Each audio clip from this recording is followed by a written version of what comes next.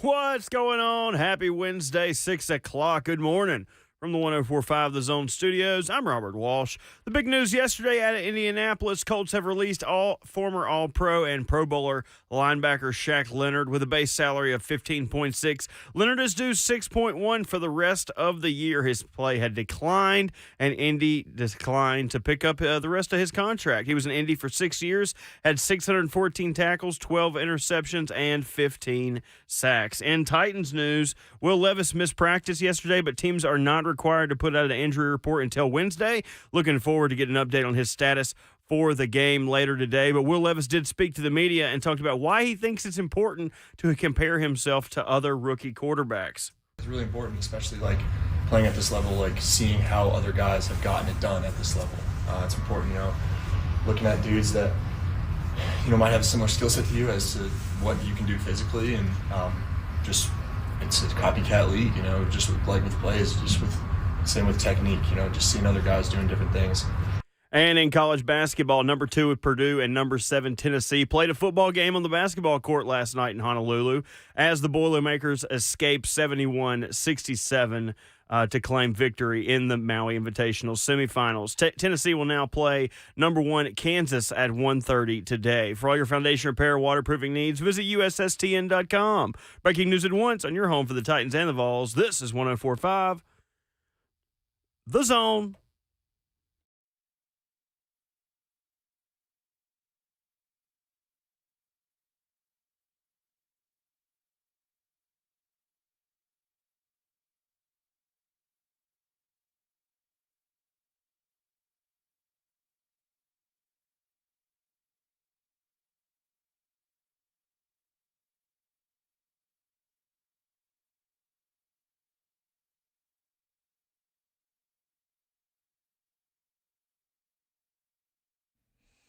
Happy Hump Day, happy Thanksgiving Day, Junior. All of the good things. It is the season of giving, and we're giving you a full show today. Ramon, Kayla, and Will, as always, brought to you by 8th and Roast Coffee. Of course, cultivating community by the cup. You can find your favorite retail bag in every Kroger and Whole Foods store, as well as Publix now, too. Alongside our 11-year NFL veteran, it's Ramon Foster, a.k.a. NASA, channeling his inner Josh Dobbs today. Astro Boy today. I love that. They need to make more of these sweatshirts. I agree. I'd buy one. I'm loving it. And Thank taking flight behind the glass, it is Robert Walsh, a.k.a. what I like to call him, Bert Hawkinson, who's having a great season. I'm kind of partial to Bert. Bert, isn't that one of the things I've taken upon myself to do now? Rolls Bert, off the Bert? tongue. It Rolls does. off the Just tongue. kind of easy. Kind of like I'm a Muppet, like Bert. That is what it sounds like. It's like, hey, Bert. My voice cracked right there. It just rolls off the tongue, Bert. It That's what I'm does. talking about. I like you can't call me that. that. You got to call me Robert. I know. We all have our own names for Bert. I gotta call you Robert. What is wrong with you, man? Calling somebody by that whole name these days is almost kind of weird. It's but kind of hard. I know. is. I am Kayla Anderson. That's my full name. You can also call me KK if you want. And this is RKW. It is. Happy to be here with you guys this morning. We've got a huge show today, actually, before we take a couple of days off for Thanksgiving. And if you are traveling today, make sure you do it safely. The roads are wet out there. We got Rhett Bryan. Surprise, he's going to join us at 6:20 today. Up early, Kayla. Yeah, and Up we've early. got a ton of Titans to talk about because there's a lot that happened yesterday since they practiced. Coach back at 7:20, so back-to-back Titans radio stars. We got Brent Hubbs doing a little Vols talk. Obviously, the Vols game with Vandy coming up. Also, the Vols playing last night on the hardwood. So we'll discuss a little hoops. Maui. Yeah, in Maui. And then at 9:20, what does a win mean for the Titans this Sunday? What does a loss mean? We'll kind of break that all down and explain what we mean. Yeah. But how's everybody doing? Man, we're good today, Kayla. It's Wednesday, man. Like you said, it was raining coming in. I actually thought yesterday was the last day of rain. I call myself, the Leland Jr. of Hendersonville. You know what I'm saying? I'm just trying to figure it out. Leland over at Channel 5. I'm just Great trying weather. Yeah, absolutely. He's an awesome individual from what I've been told, man. But, this morning was cool. Only one in my house to get up this morning. That's right. Everybody else is sleeping in. You know what I'm saying? I had my oldest actually text me yesterday because I was talking about my youngest been out of school all day because they're in 2 separate school zones right now. And my oldest text me was like, "Not me, Dad. I'm up like you adults right now. I'm going to school." I was like, "Pump your brakes, Pump the brakes. Absolutely not. I know you may think it's a lot of hard work. Which school is Sure. it can be tough. It is anxiety for me with school. I feel like I was always like anxious of like getting my grades back, getting tests done. But he's handling pretty well. He's in a new school system right now. Actually has really good grades. Let me knock on wood because basketball season just tipped off yesterday. Yep. So his busy schedule is about to start as far as sports go. It actually happened on Monday. Basketball started on Monday. That's what you were saying. Yeah. Freshman ball right now. So that's going pretty cool. My youngest, he's in it deep right now too. But it's fun. This is what at least we're inside right now. Yes, that's true. We are inside. None of this activities early this morning outside. I heard the Titans game on Sunday too is supposed to be, Ramon, for your sideline knowledge. It's supposed to be like 57. That's so beautiful. That's perfect. I feel like that's beautiful, weather because you can wear a little layer. Exactly. Only thing that's been kicking my butt on the sideline, the shoes been fine. Okay, the shoes are good. Clothes been fine. Yep. Is depending on how cloudy or sunny that's is. it. When that sun is beating you down, man, I went ahead and got me a Titans cap to put on the sideline. I was like, what do I wear? What's appropriate because NFL has its licensing issues and stuff you can't like wear that. certain things. I didn't know the answer to it, so I chose not to. Good. That's you the see best what I'm way. saying? So, but I ended up getting a Titans the camo cap that they have on the sideline for salute those to are service. sweet. I ended up getting one of those, and I wear that now. Since I wore that the last 2 times, especially being in Florida, that was a lifesaver because I ain't gonna lie. The first half of Tampa, it almost had me. It almost had me, Kayla, and I was holding it down. I ended up getting a winter tan and everything. And I was going to say, lips chapped. Lips chapped. Oh, my gosh. I used so much chapstick after that game just because of the sunburn. It was weird, though. I'm telling you, these sideline gigs, man, you got to plan for those. Like, it is a crazy thing. And, we've seen sideline reporters running after coaches. Like, you name it, like, it happens down there. And telling fibs on reports and stuff. Oh, yeah, I heard of that one, too. Yeah, oh, my gosh. And being real with you, it's bad, but more times than not, you know what the coaches are going to tell you. It just ruins the art of what reporting does sometimes. And even me as a small J journalist out here, I have a huge respect for you guys, Kayla, that do this and went to school for it and understand the ins and outs of it. What was it? Clarissa Thompson. And some people, it was like, it's not a big deal. I'm like, it kind of is because coaches and players and people that work in those positions never want you miscuing the words. Right. You have to gain their respect. It took me a while just to feel comfortable enough to even feel like I had the respect of players and coaches because you're working so hard to prove yourself. Yeah. And I think that's what got me with her situation. It's like, you don't do that. Yeah. You're like, I'm on the sideline now. I can't imagine Can you imagine just making up a report, something that Vrabel said or something?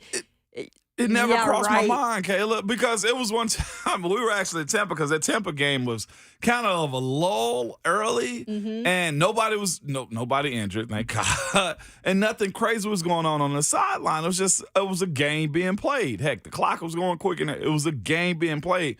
And I can hear the talk back on my headphones for the crew for Titans Radio upstairs. And I heard, Mike Keefe say, "Does Ramon have anything?" And I was just like, I got nothing. Yep.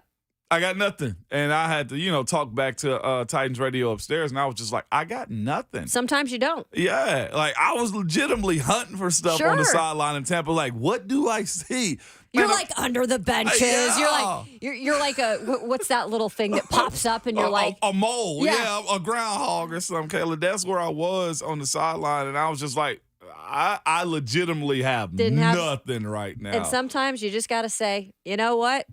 Yeah. When it comes to you. Yeah, exactly. Now, what happened in London with the play change and, or what happened in Jacksonville and all that type of stuff, like, it'll eventually come to you. You can't make up news. So I understand why people were upset. And even myself, I was just like, that's kind of low. Mm-hmm. What she said and how she fabricated the stuff was, she speculated what the coach thought. Exactly. And it is what it is. Well, we don't fabricate on this show at all. We don't do that. We just spit out facts and, our opinions sometimes, which is fine.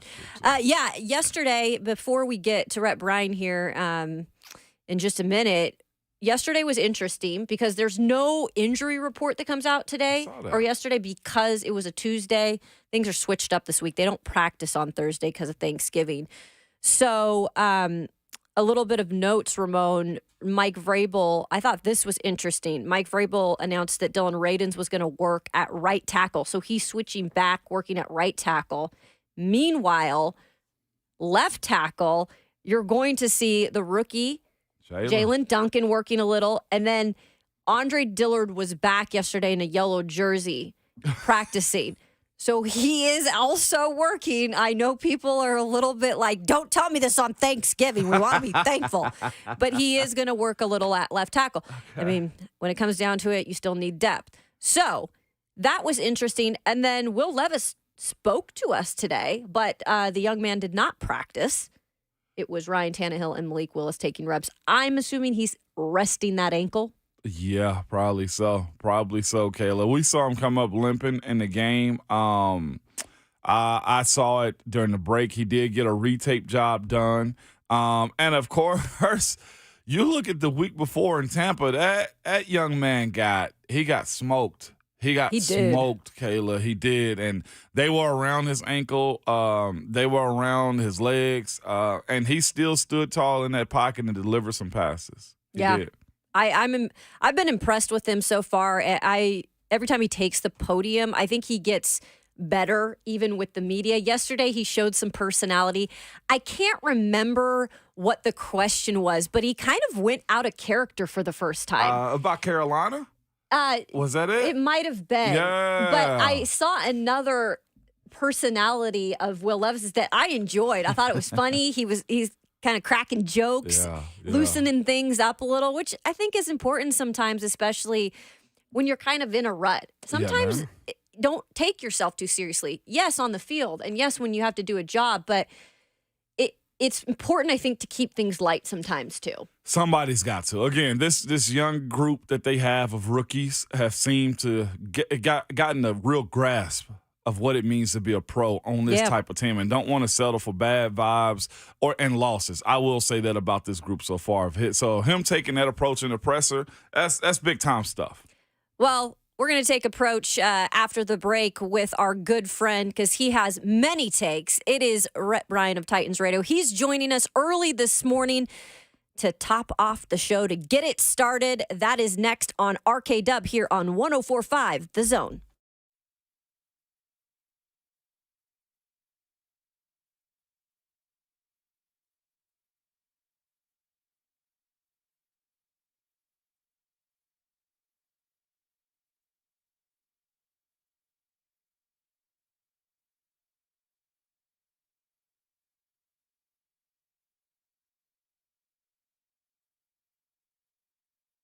It's Ramon Foster for Hiller Plumbing, Heating, Cooling, and Electrical, y'all. And I know you've gotten everything taken care of in your house so far with all those things, whether it's plumbing you might need this weekend. Guess what? Hit up the people I know at Hiller. But right now, man, they're giving away cash for the holidays with select purchases. Hiller wants to make sure every child experiences the joy of Christmas this year. They're donating $50 in toys to Toys to Tots with every tankless water heater purchase, okay? And giving away a $250 Visa gift card with each unit. So get a $500 Visa gift card when you buy a select new HVAC system, or $500 Visa gift card with the purchase of any whole home generator.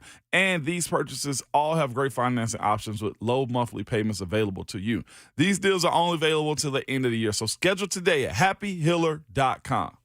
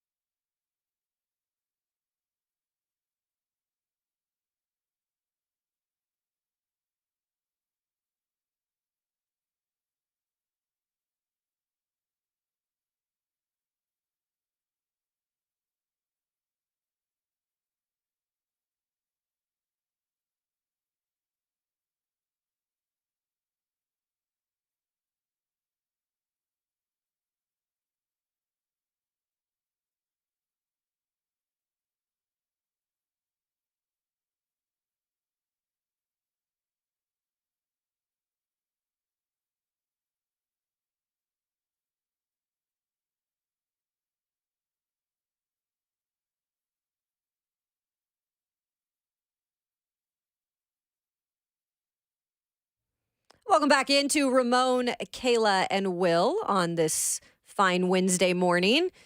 We've got Ramon Foster over here. We've also been joined by one of our favorites, Titans Radio's own Rhett Bryan. How are you this morning on this? It's an early morning for you to be in here. That's okay. It's yeah, good. we like it, though. The vibes are good. It's kind of what the bump music's about. It's I know. Only love today. Only love. This is England Dan and John Ford Coley from 1979. Ooh. Love is the answer. It's getting me in and it's a mood. cover of an old song written by Todd Rundgren, and he was in a group called Utopia.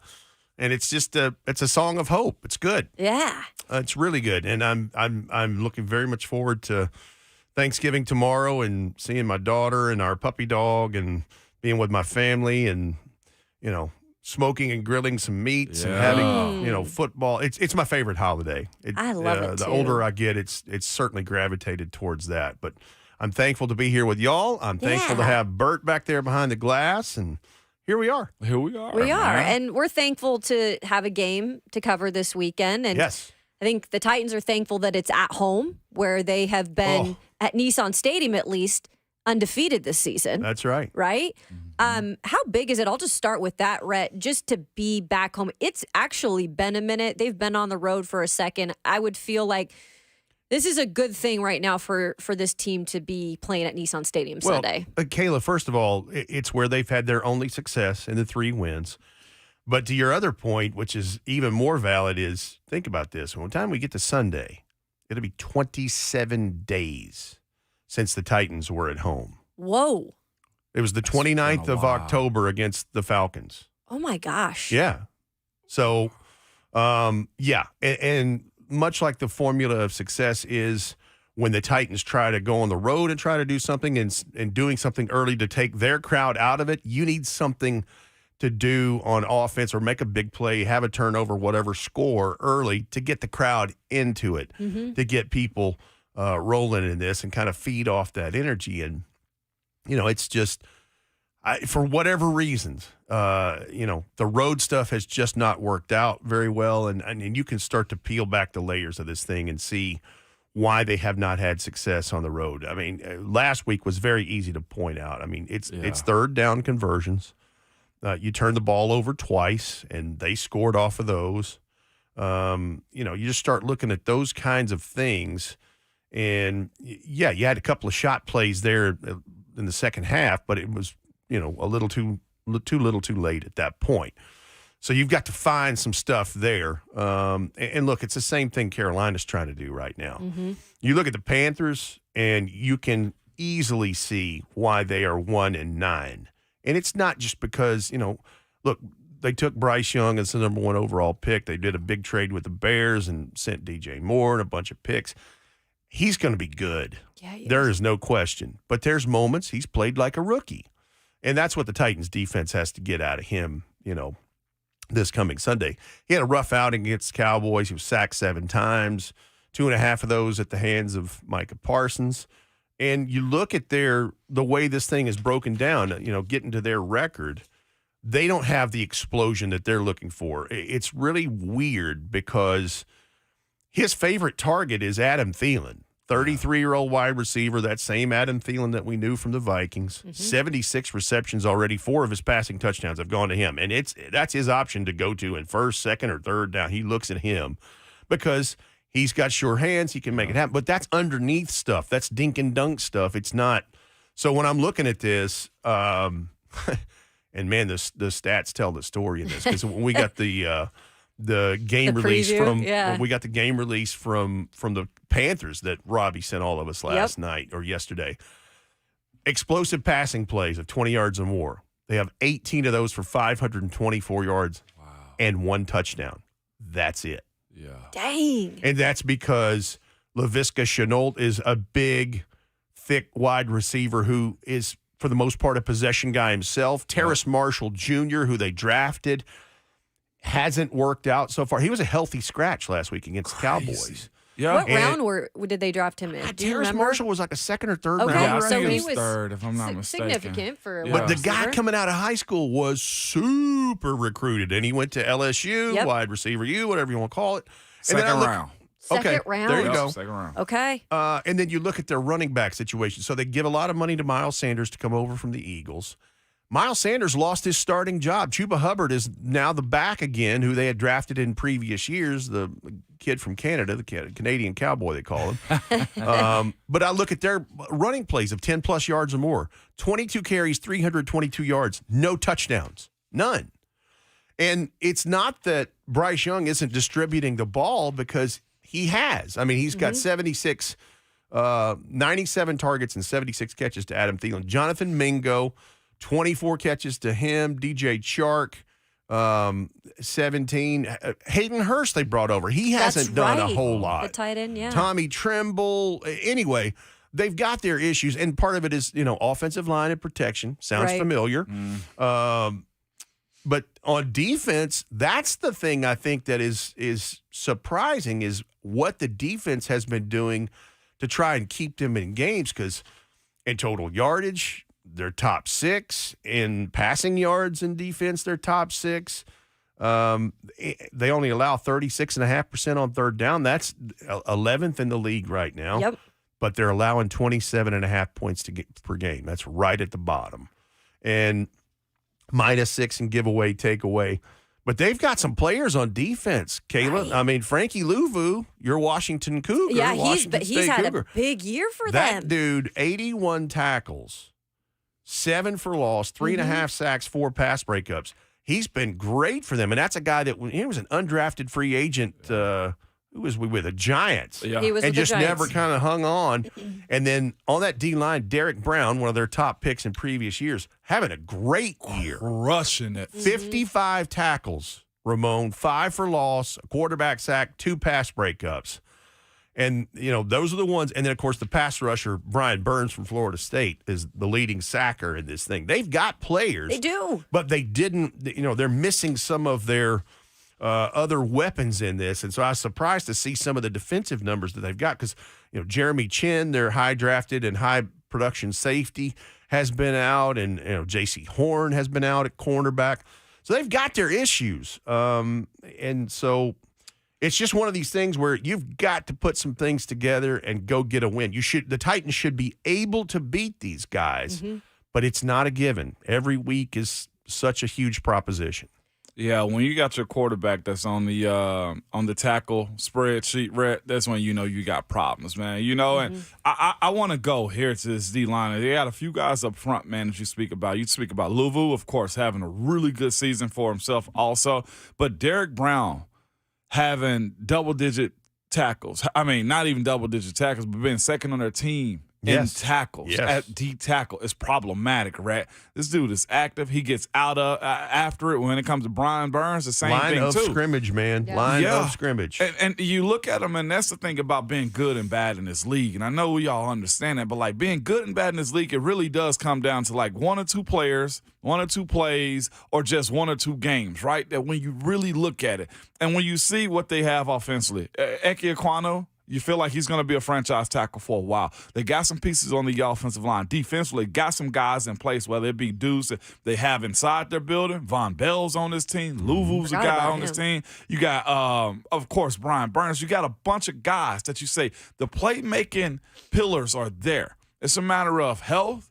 It's a matter of having the right scheme for these guys, because here's the thing about it. They've given up all these points with a rookie quarterback at the helm, and we've seen what it looks like to have a rookie quarterback here in Nashville. Teams can't wait to light you up until you figure out what your method of success is going to be. But when you look at them and you look at the Titans, you got to kind of say to yourself, I see pieces, but you are behind when it comes down to closing out games. And this weekend is going to be very simple for this Titans team against them. Control Derek Brown up front. Brian Burns does play, can't be a problem at all. You know what I'm saying, when it comes to what Jalen Keep Duncan the wolves presents. away from the door. Got it. And that's what winning and losing is going to be for the most part. Keeping it close until somebody's cracked, man. And this team has been close enough in certain games, like even last week against the Jags. Like, yeah, you didn't score any points, but it's not like they ran off with it until late. That's been the issue. It was 13 with this to team. nothing at halftime. It You wasn't 27 to nothing at halftime. Now it quickly became 27. Right.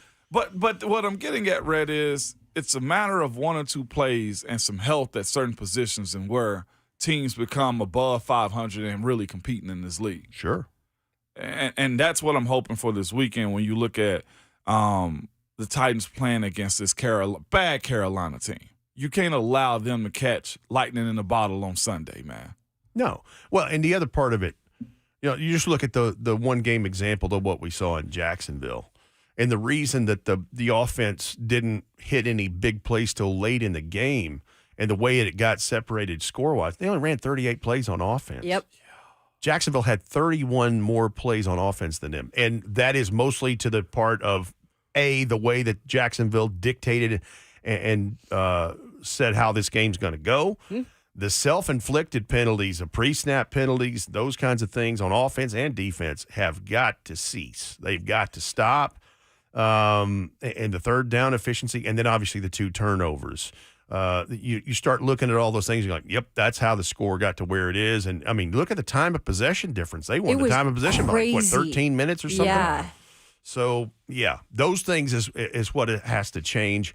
And the other part of it, if the line, whoever is up there, and it was interesting to hear Mike Vrabel yesterday talk about Andre Dillard. If he clears concussion protocol, he's going to be working some reps at tackle this week at practice. So is Jalen Duncan. Yeah. So did I hear that right? And that he was going to be working Dillard. Dylan Radins. Yeah, one of those things. I know, right? Tackle. They're all these D names. But whatever the best 5 looks like, so that Will Levis can find some of that magic he did against the Falcons the last time they were at home. Need to draw from that. And, right. Chris Moore has a propensity to give you explosive plays. A lot of his stuff is there. We know what DeAndre Hopkins to do. So now we just need some of the other pieces. We need Josh Wiley, Chika Okonkwo. We need Tajay Spears, Derrick Henry. Those things to start to add to the arsenal in this case. And, hang on to the ball and get it down the field and get another set of downs. So you were speaking of just, getting this offense in a flow, and I would love to just see points on the board earlier, right? Just so you're kind of not always having to play from behind. And I think that's what teams have done against Carolina is they've put a big enough lead between the two where they can just attack Bryce Young. And Kayla, that is the recipe for success.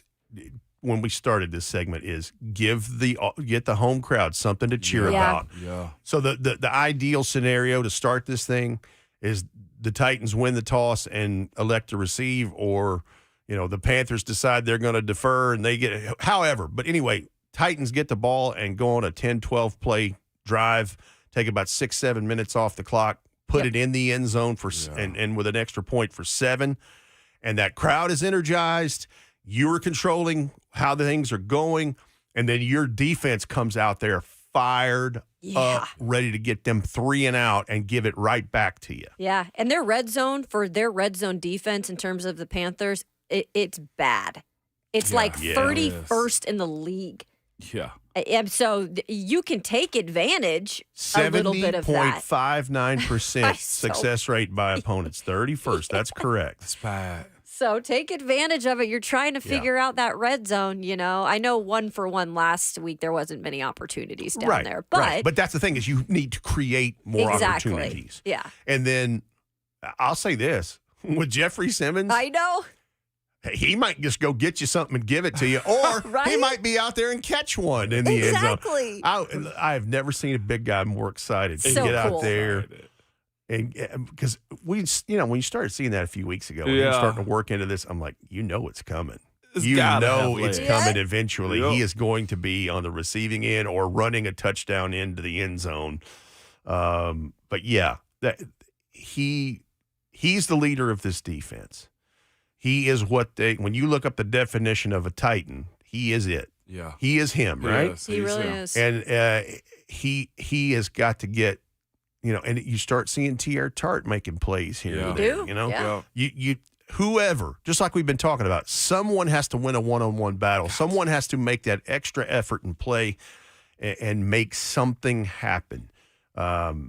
This could be a win for the Titans. They are the ones that control it. They are. One of the things that have to be under control, Rhett, and it's been a couple guys, when Rhett speaks, you understand, okay, like there's something there. Two dudes in particular, Tajay Spears, and you've been high on Jalen Duncan too, Rhett, even in the pre-draft process with what was going on, man.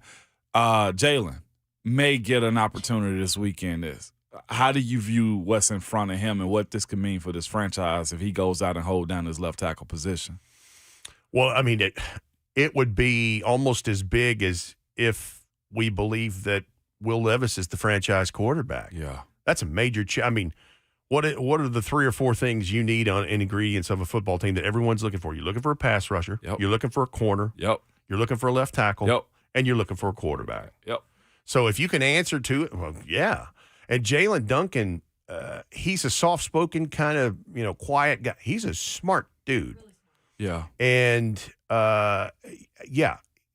look, I know that injuries have created this necessity in some part to giving him an opportunity or him earning an opportunity, but also what he has shown in limited snaps. He played 25 snaps, and most of it at left tackle. At left field. Yep.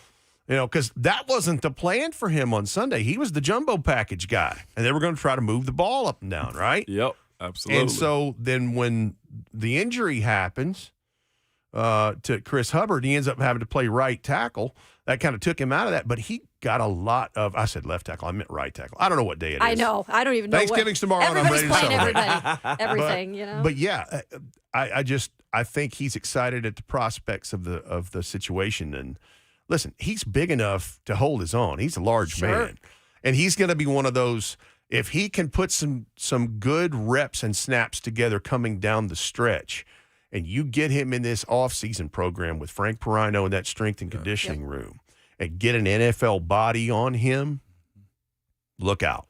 Absolutely. That could be a good recipe there. And right now, it's looking like that draft class in terms of Rand Carthon's first with Vrabel, it's looking pretty good. So I'm excited to see Jalen, and hopefully he can be a big part of this offense moving forward. So I'm looking forward to it. I like his attitude, right? You're right. He might come across as a little bit quiet, but he's a smart guy. If there's a dude in there, that's the biggest win. Yeah. If you love football Sixth round and a bear on 2 legs, as they always talk about, that's what they're looking for. Exactly. Well, we'll get more from you coming up here after the break. We'll dig more into it. Rhett's going to hang around with us on this Thanksgiving Junior.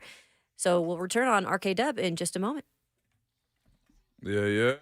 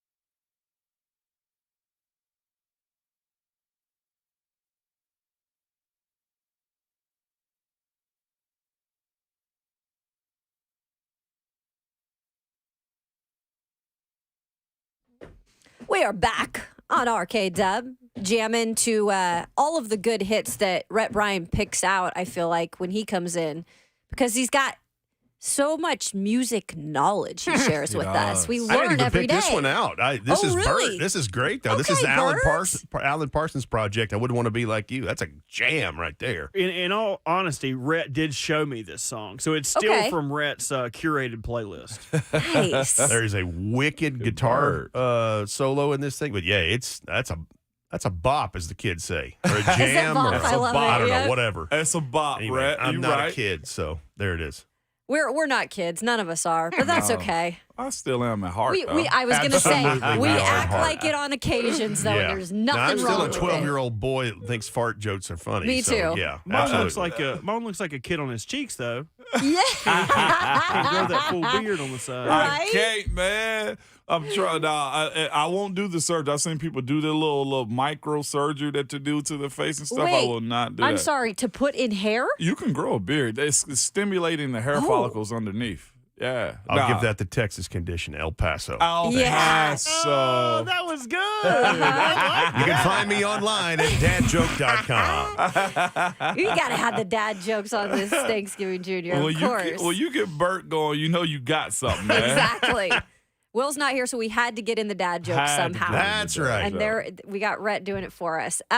Rhett, we were kind of speaking about Will Levis here before the break and how he continues to learn. He's been in different situations, I feel like, in every game. But one of the things he's experienced a lot is feeling the pressure, getting hit. And he is a guy that has just showed so much poise, even in times where I feel like other guys would just crumple into a ball. What's been the biggest improvement you've seen from Will Levis here over the last 4 games? So, first of all, he's a big, rocked up dude. Yeah, so he he's is. not He scared. is. And much like his predecessor in Ryan Tannehill, he's tough. Yep. And I think that's the thing where his teammates, not that they didn't believe it before, but they're looking at him going, okay, this dude will stand in here and take a shot when he needs to deliver the ball. He hasn't taken a whole lot of unnecessary sacks, quarterback sacks. He's tried to get the ball out and tried to make something with it. So just his pocket awareness in that respect is something that stands out. And, you know, he's working more on his quick delivery and all of those kinds of things. Bless his heart, there's been moments where he just hadn't I mean, he doesn't have a teleport machine to make the thing leave his hand and hit the receiver in milliseconds. I wish that was a thing because that would be awesome. But no, and the other part of it really is off the field because the way he handles himself in front of the podium. Now, think about this. I Now, agree. he's working through the foot that's a little dinged up, and so he wasn't out at practice yesterday, but he did talk to the media corps. He handles himself very well. He does. For a young fella. And, you know, I don't mean that in any backhanded compliment kind of way. He's a smart guy and mature guy, and he clearly takes this seriously in terms of, you know, it's like, okay, it's my show now. I'm the field general. I'm the captain now. I'm the I'm captain the now. captain now. But I think that's something off the field that I notice is just how he handles himself there because, you know, there are moments he's not going to sugarcoat things. He's brutally honest about, hey, listen, this is this. I got to work on that. We need this, whatever. But at the same time, you know, speaking properly about his teammates and not, you know, no pointing fingers. And that's listen, I know we've had a lot of angry callers in the last 2, 3, 4 weeks here on the Zone. But the whole idea that the locker room is crumbling and I don't see that in the small sample size that we get to sample, you know, it being in an open locker room. And then, Ramon, you and I see them around, you know, traveling with them. I don't get any vibe of that nature whatsoever. They're just in a tough spot. I said yesterday on our show, yesterday morning, I talked to a guy that's on the team, and I just had to ask the question, you know, what is it like? His answer was the culture's good. Inside of the building is solid. Yeah. It's a matter of playmakers at certain positions. It's a matter of guys staying healthy. It's a matter of working with a young rookie quarterback. It wasn't a culture thing. He was like, nah, this is somebody that was in other places. It was like, nah, this is fine inside the building. It's a matter of losing sucks. So when we have moments where Jeff's up and frustrated and getting on to his teammates on the defensive side of the ball, one, that's expected.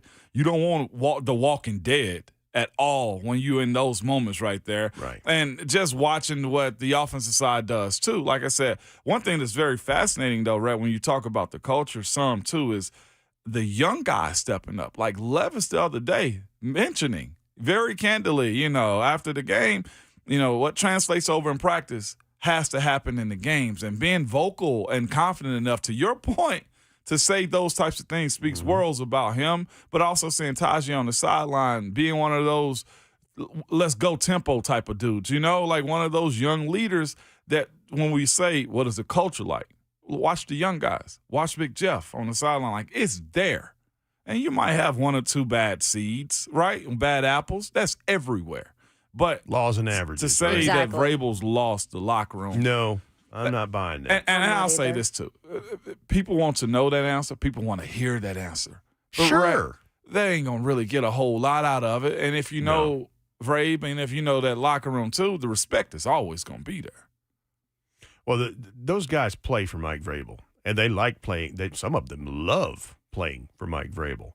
And it's funny you bring that up because I guess we've all seen the Jaleel Johnson tweet that he deleted, and then someone always screen captures. Yeah. I'm not really understanding where all that's going, but hey, best of luck to you, sir. Yeah. Yeah. I mean, what are you going to do? Good luck, good buddy. Good luck, good buddy. Well, we've enjoyed having you on here early this morning, hoping that your Thanksgiving with your family and everything is a good one. Yeah. Brining get turkey some stuff rest. and Yeah. getting meat rubs and things together tonight, smoking starting early in the morning, and looking very much forward to. It's my favorite holiday. Mine I mean, too. it's celebration of life. It's a celebration of family and food and football and all those great F words that are not the F words you can't say here. Exactly. So Or else we would get in trouble. We're not going to be thankful yeah, we're not. for that. We're not. No, but no, I'm looking very much forward to it. And I hope y'all have a great Thanksgiving. And I'm thankful to be on with you this Thanks, morning. Rhett. We appreciate you always. We've got more to talk about. 1 hour already down. We knew this was going to fly by today, did. and it is. So we've been talking a little bit about the Titans' defense stepping it up. There is one category, however, they are finding success in. Elijah Molden talks to us about it next on Ramon, Kayla, and Will here on 104.5 The Zone.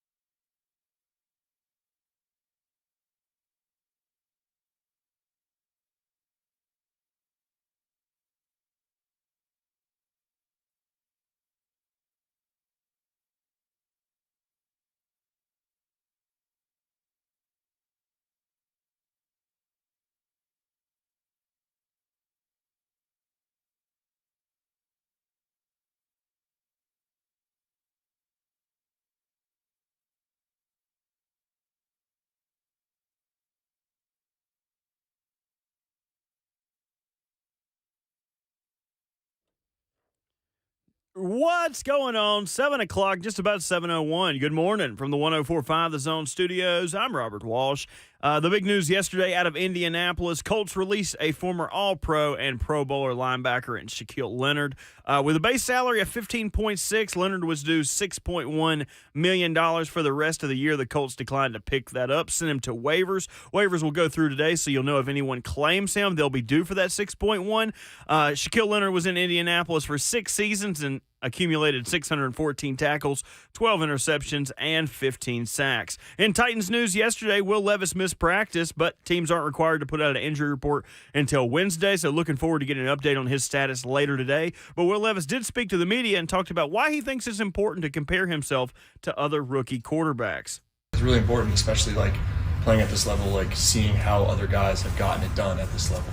It's important, looking at dudes that might have a similar skill set to you as to what you can do physically, and just it's a copycat league, just with plays, same with technique, just seeing other guys doing different things. And in college basketball last night, number 2 Purdue and number 7 Tennessee played a football game on the basketball court in Maui, and the Boilermakers escaped narrowly by 71-67. To move on from the semifinals, Tennessee will now take on number 1 Kansas at 1:30 today. For all your foundation repair and waterproofing needs, visit USSTN.com. Breaking news at once on your home for the Titans and the Vols. This is 104.5 The Zone.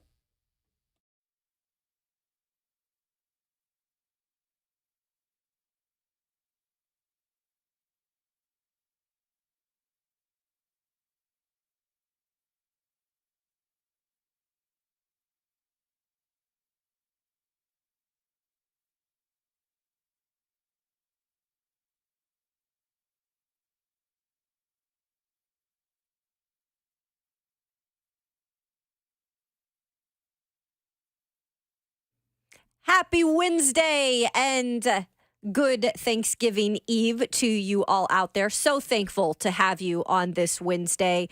It is RKW, Ramon, Kalen, Will, and we are happy to be here with you alongside our 11-year NFL veteran, Vol for Life. It's Ramon Foster. Hey. We've got Robert Walsh. I call him Bert behind the glass. He's making everything happen today. I'm Kayla Anderson. Will Bowling down visiting his family, getting to enjoy some Thanksgiving festivities like we all will here in just a few hours. But we're going to get it done here because we've got lots to talk about today. But before we start into any of that, y'all, you can be thankful for this. We got a winning Wednesday giveaway with 104.5 The Zone and the Nashville Predators. The Preds' 25th anniversary season is here. We've got tickets for you to see them in Smashville, thanks to 104.5 The Zone's ticket window, sponsored by Window Nation. Be caller number 5 now to win 2 tickets to see the Preds take on the New York Rangers. That's next Saturday night, December 2nd at Bridgestone Arena at 615-737-1045. Call now. Get you some tickets. They are actually doing well right now. They're fighting. So, Hey, yeah. there we go. Get to a game here in early December. That'll be a lot of fun. So, Ramon, I was talking to you about the locker room yesterday, and you were asking me, well, how was the vibe in the locker room, right? Yeah. And I said, honestly, for the short time that we saw them yesterday, because they had to get out to practice, we had a little bit less time in the locker room to talk to them. It was good. Music was playing. I felt like vibes were good. They were pretty loose. And so we got to talk to a couple of these guys, and I made my way over to Elijah Molden. As you guys know, the secondary without Kevin Byard, we've talked about leadership a lot. Yeah. And Amani Hooker is definitely a guy that has been there for a while, and he is one of the leaders there. But I really start to feel like Elijah Molden is coming on being one of those leaders as well. Okay. He's a guy that is staying healthy this season for once. And I know that is not his fault in the past, but it's Right. nice because he's starting to build upon his games as well. But he's in there. He always talks to us. And we talked to him yesterday about just the red zone defense. That's one thing you could look at, Ramon. Yeah. It's actually been pretty solid. It has. And of course, with Byard leaving, somebody had to step up. Like, it just is. Like, somebody probably got uncomfortable. It may have been Elijah. Or it may have been a situation where he's always had these leadership qualities in him to where guys if you just happen to stay healthy, you can justify the stuff that you're saying and justify the stuff that Sure. you're doing too, because every one of your teammates going to judge you by what you do on the field. You don't want to be the loud, talkative, just rah dude, and you net nothing. It's like, dude, shut the hell up, please. You don't want to be that guy. No. But if you're on the field constantly, you're making plays. And specifically for this team, they have been bend but don't break until the well breaks eventually, right? Until the actual dam breaks at time with this Titans team. The defense has sufficiently kept them in it. Has consistently gotten to the point to where you go into the halftime, it's 13-0. Why? Well, they got a touchdown, and then there's 2 field goals on top of that. That's where you are, and that's where, I guess, when you speak about Elijah Molden, him being able to face you guys, the media, and it's not an easy task at times, but somebody's got to be the spokesperson for that team, or at least be one of those dudes that give some answers. It's a small item thing when it comes down to it, but not everybody's up for that task. Not everybody's trying to be that out front leader the way he's doing it right now. Now, of course, getting wins on top of that will make things better, but sometimes you got to build character through these tough moments, and guys like him stepping out and being in front of those hard questions that come about and the same defense. questions, right? And that's the thing that gets you. And people will make a big fuss. Well, it's just the media. No, it ain't just that, because there's some people that ask you some questions, or you get the same question asked over and over again. It becomes aggravating. Some people try to get you to tick certain ways, and to be able to hold your composure and give a real good answer on the representation of your defense says a lot about you. And that's the honest truth, too, is the defense has been the bright spot. Will Levis had his moment against the Falcons, and since then it's kind of been like defense. I mean, it's just been the defense leading the way, and the offense just trying to figure out what the heck is next for this team. There's a lot of questions. There are. And to have guys on the defensive side of the ball, which is a little bit easier considering they're the ones that's making most of the plays right now, you got to commend him, because being as young as he is and not being in a position to where he was the name starter coming out of training camp, Byard gone, and I think we all are starting to see a little bit of what he meant to this squad, keeping it together. Yeah. To have somebody intently making it their point to give answers to stuff that they know nobody really wants to hear, and other than a dub, Kayla, you got to tip your cap to him. Yeah. So here's Elijah Molden with Q's and K's talking about the red zone, being positive. Also, he talked about just leadership, like I was mentioning with you. He was in the locker room yesterday talking with us. I think we got that one. We're looking. We're efforting. Oh, always. We're getting it. Kayla. We got it. We got it. It's all right. Yeah, no. Well, Yeah, I mean, obviously there it last is. week it didn't go right. You know, they No, scored, you're fine. 2-3 times in the red zone, so some stuff to clean up. But I think it's a lot of it's just the mentality, kind of looking at games in the past, the mentality of, you know, even though they're down here, they're not going to score a touchdown, and just being efficient and playing with technique and fundamentals. Yeah, of course. When it comes to just being back at home, you guys have been successful here Yeah. in Nashville. Feel good to maybe get back here. It's been a minute. Yeah, it does. I feel like November flew by just because we were gone so much. So it's nice to look at the schedule and see that two games in a row at home, play in front of our own fans. This is just a time that's not usually like this. You've been here for a minute in terms of just the losses. Yeah. How does the morale stay up in this locker room during this type of time? Yeah, I mean, losing's never easy. I don't think it ever gets easier, too. You know what I mean? I've never been okay with losing. But I stay positive by looking at the corrections and then, like, you know, understanding and believing that there are improvements to be made and that I can be better, you know, as a team, as an individual. I'm feeling kind of Yeah. a guy who is always there, always making question, plays. yeah. What makes him so difficult? Yeah, he's been doing it for a while now, you know, in Minnesota, and you know he gets a lot of targets because he's always open. He's a really smart player, understands the defenses, and kind of knows his strengths and whatnot. So he's gonna get a lot of targets this upcoming week and the rest of the season. So Fun preparing for always like a different type of quarterback. Obviously, Yeah. more challenging because you haven't seen him. Yeah, it is. I think, you know, every week is a lot different. You know what I mean? There's, you know, new opponent, new strengths and weaknesses. Obviously, him being a rookie, he's still getting a feel for the game, but he's got a ton of talent, and he's got some targets around him, or some good receivers around him with Thielen. So at the end of that, we were talking obviously about Adam Thielen, who we mentioned with Rhett Bryan here earlier today, and then the rookie Bryce Young. That's interesting to me always, Ramon, when you face a rookie quarterback for the first time. I always feel like as a defense, like that's an advantage in a way, but I guess you could look at it both ways. You can, especially if they're unique, and Bryce Young can be unique. The biggest issue that he has on his plate is his offensive line is giving him no love. They're giving him no Zero. time. First play of the Dallas game, man, he had a guy in his face within a half a second of this ball being snapped. So that's very problematic. But as Elijah was telling you, man, as a rookie facing them, you want to dictate the pace in which they're operating. That's what you want to do more times than not, is you dictate what they're doing, not them getting hot the way we've seen C.J. Stroud get hot as of late. And that's because there's so many unknowns about what they're capable of doing. If a quarterback comes out, rookie quarterback comes out, and he dices you up in accordance to what blitzes you send to them, and it's going to be a long day. You got to readjust. And that's why for, a team like the Titans and hearing what Elijah's saying, like, you got to get ahead of what they're thinking more times than not, which is essentially what's happening to Will Levis right now too.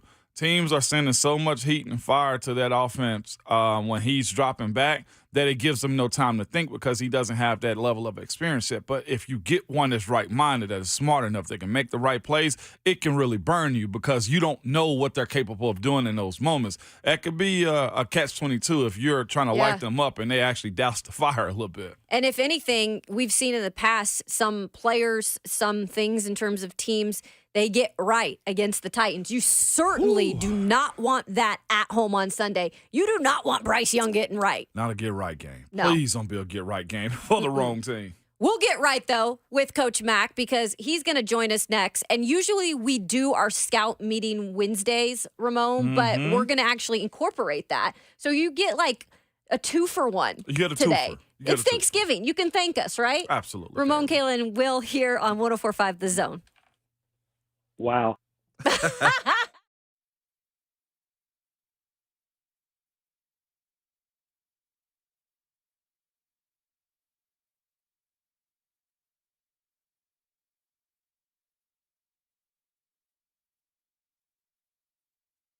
Hey, it's Will Bowling. You've heard me talk about how Lead Company is all you need for your home, but they're also all you need for your facility. That's right. Their expert technicians on the facilities team have you covered, not just for HVAC, but for plumbing and electrical too.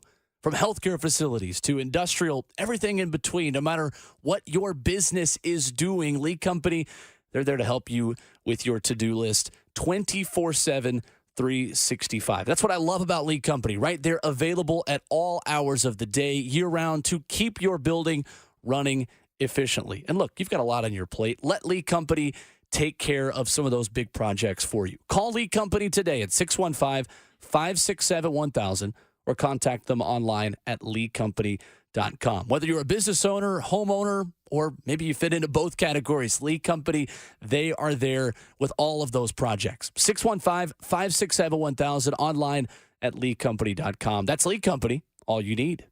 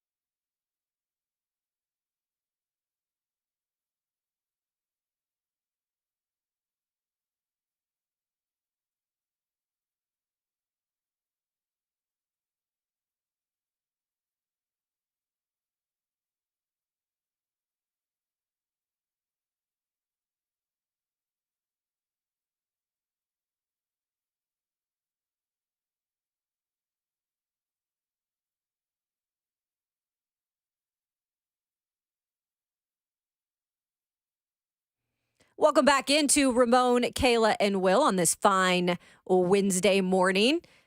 Joining us now, presented to us by Two Rivers Ford. It is one of our favorite people. He just tells it how it is, and that's how we like it. It's Coach Mac.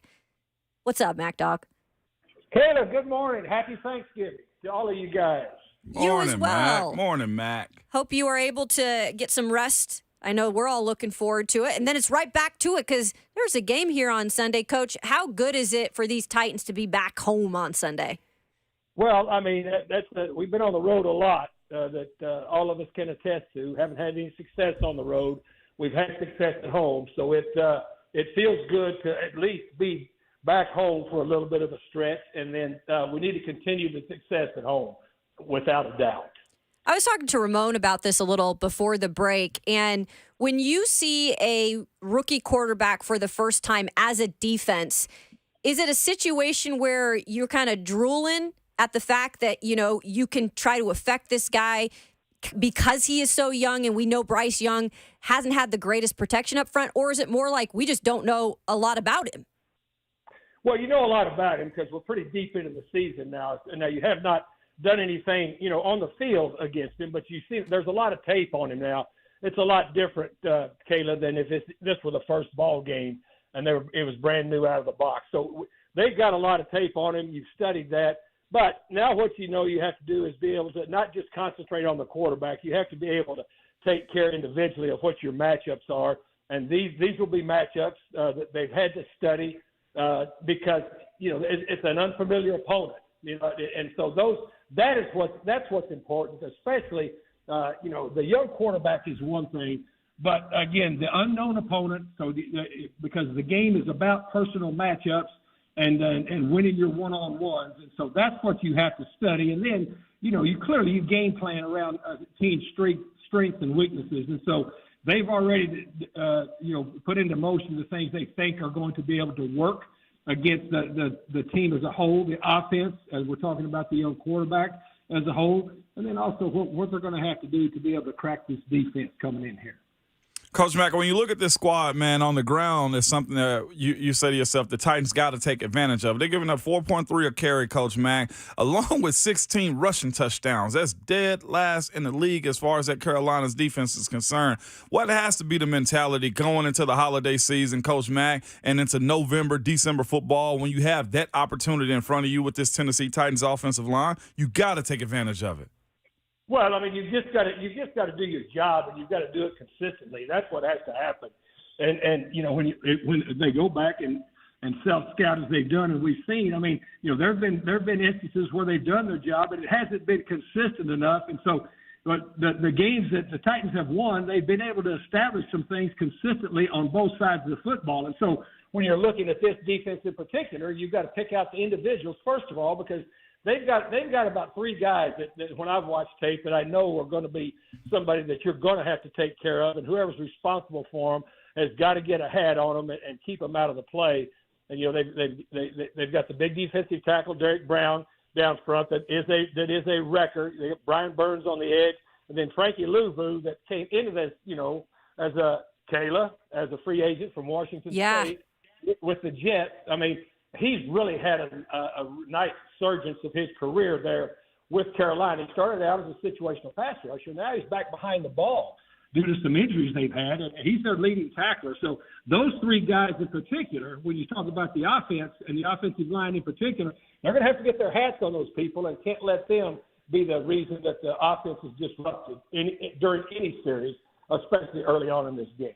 And, Coach Mack, I remember when Derek Brown came out of Auburn, young guy at the time, Coach Mack, and has really kind of made his way now in the NFL. And this is the thing about him, not a small task. He's a 6'5", 300-pound dude up the middle, and he's second on the team, Coach Mack, in tackles at the D-tackle spot, not a linebacker, a D-tackle. How big of a task is it for that center guard triangle for the Titans this weekend at home? It's a big job, and so that's why I say that's what they had to study and study his strengths. He has really had a nice year. You know, Rhett and I did Mac Talk last night, and Rhett broke down all of his statistics, and they really stand out. And to your point, when you have a defensive tackle, that is that disruptive, much like we have one here, then teams are going to, offensive teams have to focus on him, and we have to be able to not let him disrupt it early on, because you've got a guy that's disrupting like that. Everybody else around him defensively can feed off of it, so it has to be a major focal point. Coach Mack joined us here on Ramon, Kayla, and Will this morning. Coach, they've also had offensive line struggles this year. What have you seen from their line that's just not able to hold up well? Well, I mean, they've had people in and out, with injuries. The left side of their offensive line is 2 North Carolina State guys, first-round pick, a tackle, and second-round pick at the guard. And they've had injuries, and, injuries are going to disrupt any offensive line. We're well aware of what that procedure is with what's going on with our offensive line this year. And so that's what I see. And, we always talk about it, and I think it's easy to talk about, but the reality of it is when you start to really watch teams that have continuity with you can tell the difference. You can just tell the difference. The other night, on Monday Night Football, they were saying that one of the offensive lines had been together the entire year and everybody had played every snap. Well, that makes a big difference, because the first thing that you talk about when you talk about working in sync with one another is the offensive line. So that's what they've been experiencing. We can't worry about their problems. We've got to take advantage of what we think might be some weaknesses, and then be able to make plays over those weaknesses during the course of the ball game. And that's what I see. I like both of those kids coming out of North Carolina State when I was vetting the draft. And, they both had up and down careers. And so we just got to be sure they have a downtime when they come to Nashville. Well, like DeAndre Hopkins has been here in terms of really solid as a veteran wide receiver, Adam Thielen has been that for the young Bryce Young.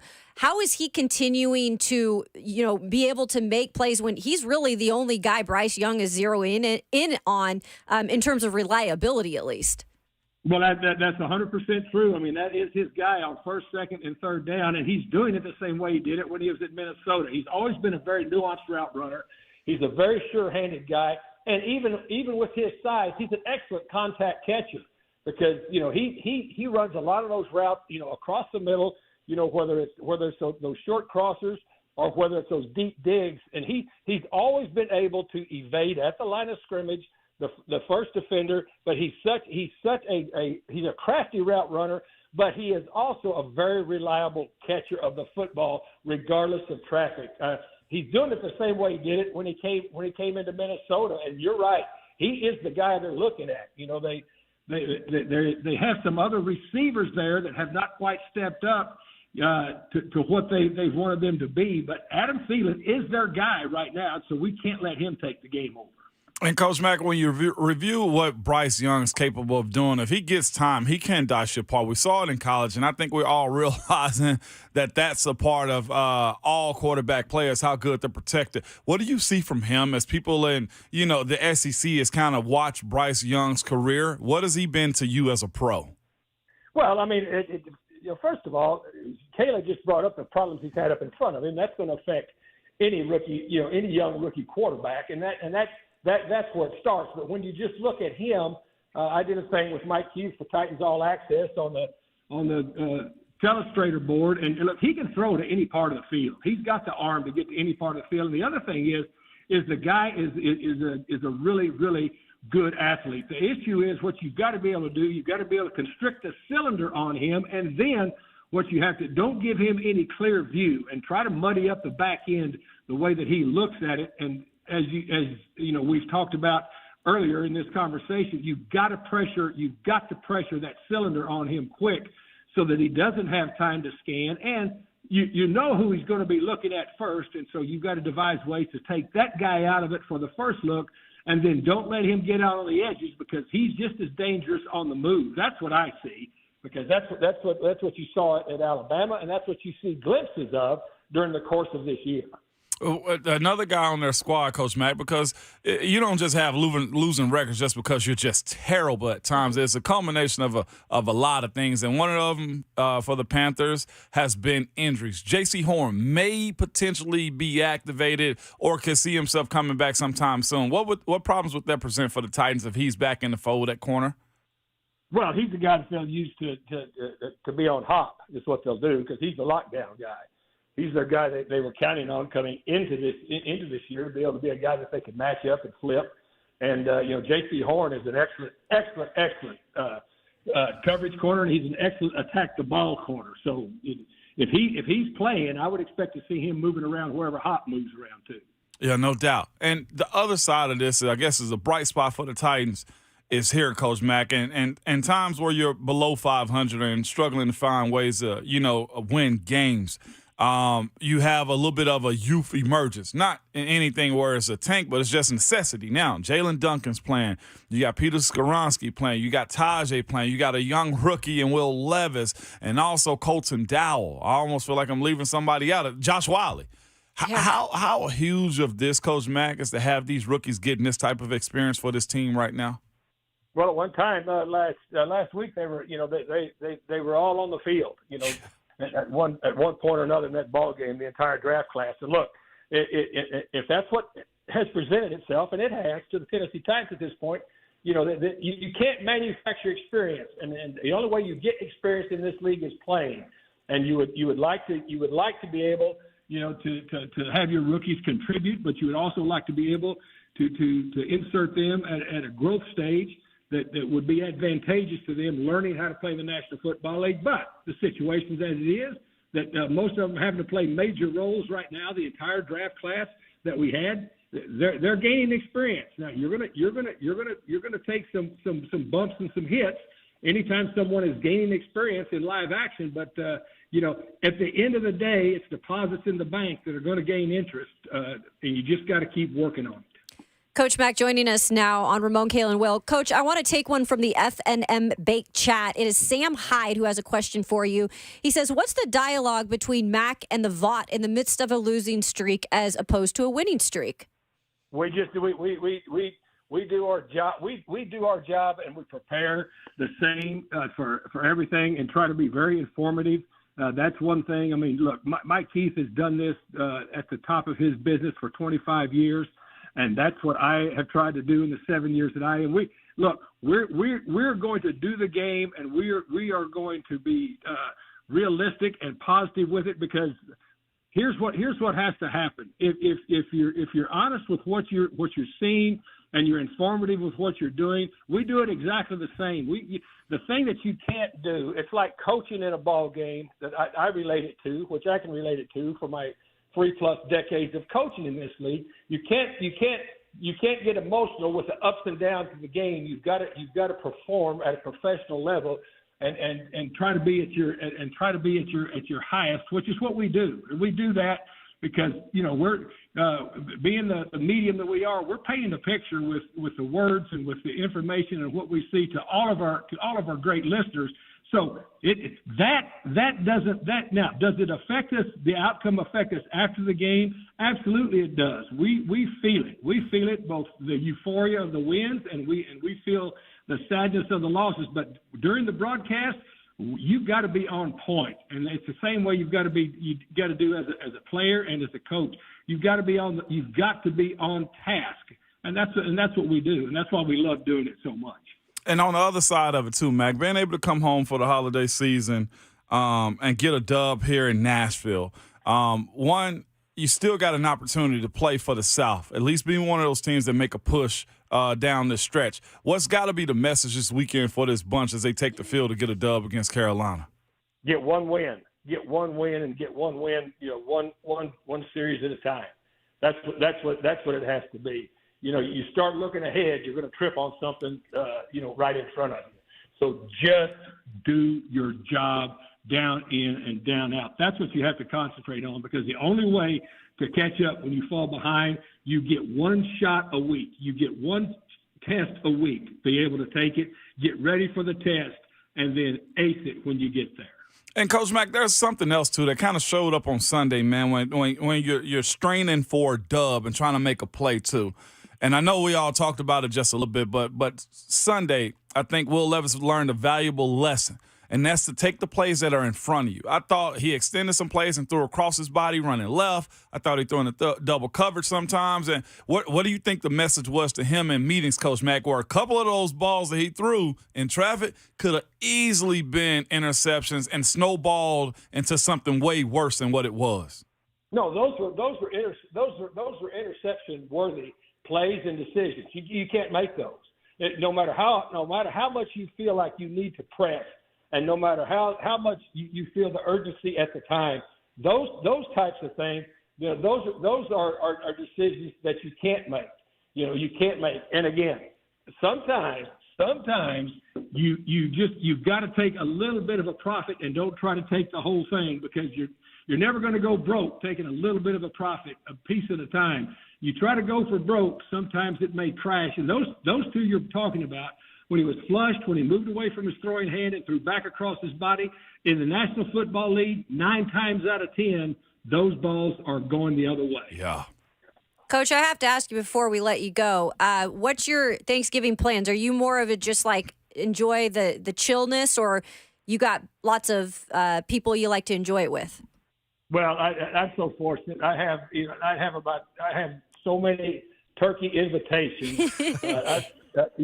I got turkey invitations last night from listeners saying, look, Coach Mack has got a pretty good life, because people here have been extremely, extremely good to me. But I plan to be today, over at a house that has about 6 dogs, and I'll be surrounded by 6 dogs, and so I'll be very happy. I love hearing that, Coach. Hey, Red says hi. He gives you a lick.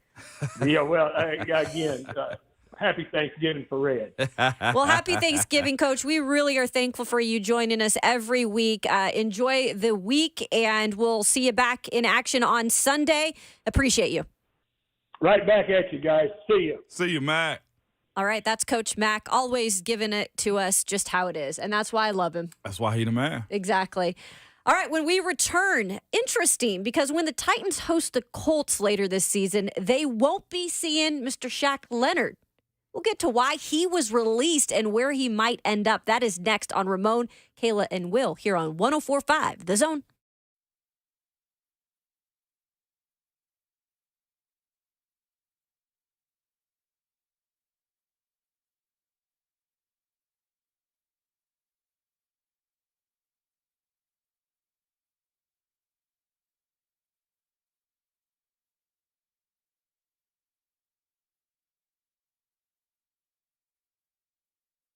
Hey, it's Kayla Anderson for the Weighing Vision Institute. Went in there a couple months ago.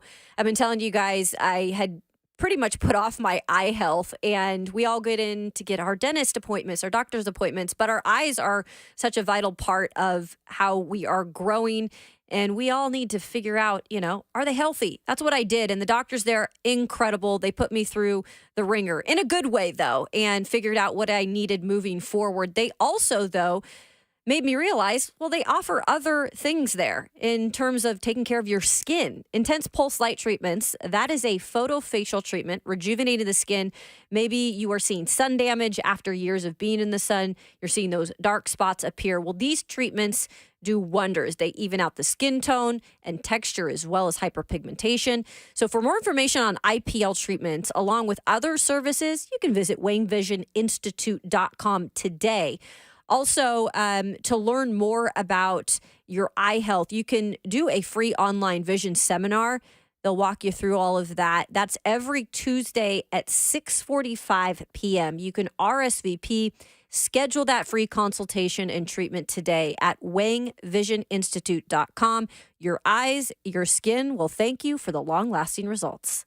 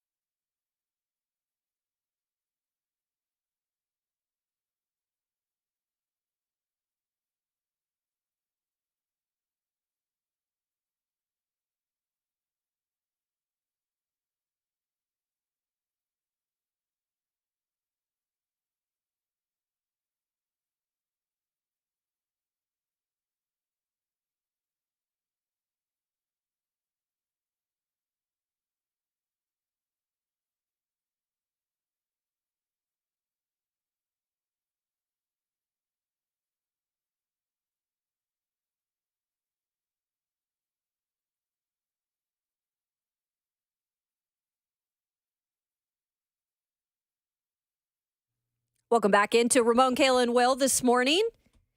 Thanksgiving Eve. Hope you are all getting to your destinations safely.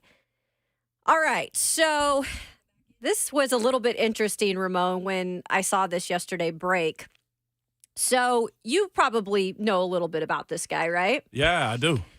So I see this break yesterday. I'm like, wait, is this for real? So it broke, and then you saw shortly after Shaquille Leonard, who was released by the Indianapolis Colts, actually spoke to reporters, which you don't see a lot happen when guys are either released or, whatever happens and they move on. You don't really get a chance to talk to him.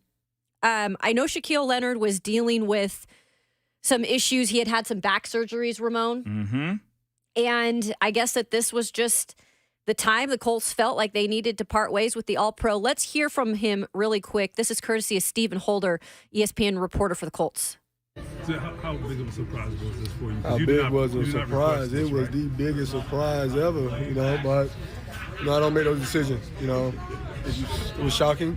I asked for a November meeting. I guess I got a November meeting. So I guess you got to be careful what you ask for. What's the story behind that? You asked what, to kind of get a status update or something? They actually came up to me after team photos. We had team photos on Monday, and then Gus walked up to me and said, "Hey, let's go have that November meeting that you've been wanting." And then when I got there, it wasn't what I wanted to hear. So I just wish it would have went a little different. I felt like I gave a lot to this community, gave a lot to the team, I gave a lot to the organization. I just felt like I should have been there through the end, I guess. I think that's one thing that I'm most hurt about. I wouldn't mind, if I had to take a backseat role or whatever the case. I just felt like I left them boys out to dry. Being a leader in that locker room. I feel bad. Like, I heard that, and I'm like, dang. Like, that's a punch in the stomach, and he did not see that coming. Ramon, they still owe Leonard $6.1 million for the remainder of the 2023 campaign as well, just so people know that. You can't just, grab him and not pay him, right? Yeah. Were you shocked? I was shocked. You don't really see a guy get cut like that. His last full start, 16 games, was in 2021. Last year was injuries. He had some chronic injuries, if I'm not mistaken, from the day he came in. South Carolina State guy, came out and set the world on fire. 3-time Pro Bowl, 3-time All-Pro. Everything that you can ask for out of him. What round? His second round guy. Right? And I knew him as Darius. Kayla came in and was like, "Did you hear what Shaq said?" I was like, "Who? What Shaquille O'Neal say?" I missed it. I thought him and Charles Barkley had done something. But it's fascinating. I almost feel like it's either production or it's injury related with what he's had kind of go on this year, or a level of toxicity. I'm not blaming him. I don't know if it's heck, we see Ursay. We don't know what their culture is, but you don't really cut a guy like this time of the year. And he said, it's time to have that November meeting. It almost seemed like they had a ultimatum about either his level of play, how he is inside of the building, or just, hey, it's time to move on. I just can't believe that a guy who's only, 28 years old at a linebacker position get booted out. There's something underlining. And I don't necessarily want to call it his production. He seems like a leader, too. That's what's weird. This is a weird one to me. I had somebody asking me this yesterday. What do you think it is? It could be a multitude of things. It could be his attitude. It could be their time to move on. It's weird, Kayla. Like, I wish I can give you a better answer because I've never heard anybody say anything bad about him. He plays with a whole lot of passion. He has those injuries. Now, the one thing that I'm continually going back to is he said they were supposed to have this meeting. This meeting sounds somewhat like an ultimatum, whether it was, hey, you guys don't want me, I don't want to be here if we're losing, send me to a contender or cut me and let me go find my own home. That's what it really sounds like to me. Would I have him on my squad? Yeah, once he clear waivers. I'm not trying to pay $6 million for the rest of the year when it's not guaranteed what his level of either health or play is going to be for me. If I can get him for a very discounted rate for the rest of the year, $300,000 for the rest of the year. I know some people say that's not a discounted rate. In the world of NFL, that's the thing about it. They get a pass. Owners get a pass with this type of stuff. Paying out that amount of money is pennies to them. So if he can clear waivers, Caleb, by this weekend, sign him. I was going to say, where would he be a good fit? I mean, anywhere probably. Anywhere. But, I mean, where do you feel like he could go? I mean, he legitimately can go anywhere. The help they need here at middle linebacker could be something that can be brought into the fold. I mean, you got to start here in Nashville. There's other places that have linebacker issues too. I know Pittsburgh has linebacker issues also. There will be people trying to get him. I don't think this is anything like what's the linebacker that you guys, Roquan Smith. I don't think it's a Roquan Smith moment, but I almost feel like there was a moment in which we're not winning, you're not helping us win as much as we want to, so it's time to move on. You don't have a mid-November meeting and then I get cut afterwards. Just doesn't make sense to me. The two teams that stick out to me, other than the Steelers, I got in Ramon's ear when we started this segment. I was like, you guys are probably going to go try to get him. Because they just signed Miles Jack, Right, back off. And he unretired. He unretired for them. The Bills make a lot of sense for me. They lost Matt Milano early in the season. There's that signal caller, the only good white linebacker that anybody can think of right now. And I hate to say this, but the rich will get richer. I think the Philadelphia Eagles would probably look into snagging him. That's a position that they platooned last year and that they're really trying to piece together. When you spend that much money in those draft picks on the offensive line and defensive line, you got to go cheap somewhere. And when a cheap guy like this, that's like I always said, a leader, passionate, and his play has fallen off just a little bit, but that defensive line will cover up for a lot of stuff. And I would hate to see him go there, but I think the Philadelphia Eagles could probably. Bert, let me ask you this. You're from the Carolina region, so and I know we got to go quick. You ever heard much about him not being that type of dude? But not like as attitude and attitude. No, never. He's like a good dude, I feel like. Always been a good dude. It kind of screams take a pay cut for us to me. Okay. Where restructuring this time of the year? Where Zaire Franklin, I believe, a former 7th round pick, had kind of taken his spot. And his play had dropped a little bit. The stat I saw was his missed tackle percentage was the highest it's been in his career at 7.1%, which isn't astronomical. You see some DBs with 15% tackle miss rates, but it's still a little higher than you would like for him. You're right, Ramon. It seems a little fishy to me that they would let him float on like that. It's the meeting part of it that got me. It's time to have that meeting. That was weird. Everything. Maybe we'll find out more, as the days go on. But yeah, just a surprise there when you got that ESPN alert yesterday. So. I'd welcome for cheap. Definitely welcome him for cheap. Come on in. Join your other buddy, Danico Autry. Especially when you could play the Colts twice a year, man. Come on. Right, come on now. Well, we are already 2 hours down. We got 2 more to go here on this Thanksgiving Eve. We are thankful for you guys joining us here. It's Ramon, Kayla, and Will. We'll get into some Vols hoops next, and then we got Brent Hubbs coming up at 8:20 as Vandy is going to take on, the Vols are going to take on Vandy this weekend. It's Ramon, Kayla, and Will here on 104.5 The Zone.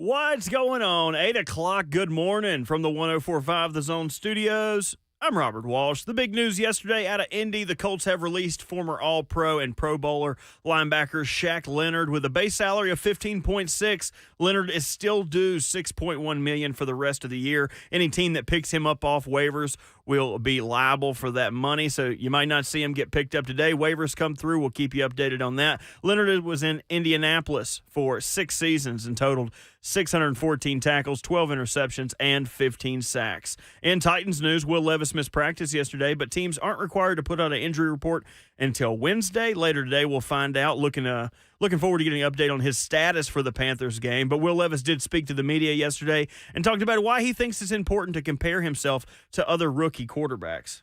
It's really important, especially like playing at this level, like seeing how other guys have gotten it done at this level. It's important, looking at dudes that might have a similar skill set to you as to what you can do physically, and just it's a copycat league, just with plays, same with technique, just seeing other guys doing different things. And in college basketball last night, number 2 Purdue and number 7 Tennessee played a football game on the basketball court in Maui. The Boilermakers escaped with a 71-67 victory in the Maui Invitational semifinals. Tennessee will now take on number 1 Kansas at 1:30 today. For all your foundation repair and waterproofing needs, visit USSTN.com. Breaking news at once on your home for the Titans and the Vols. This is 104.5 The Zone.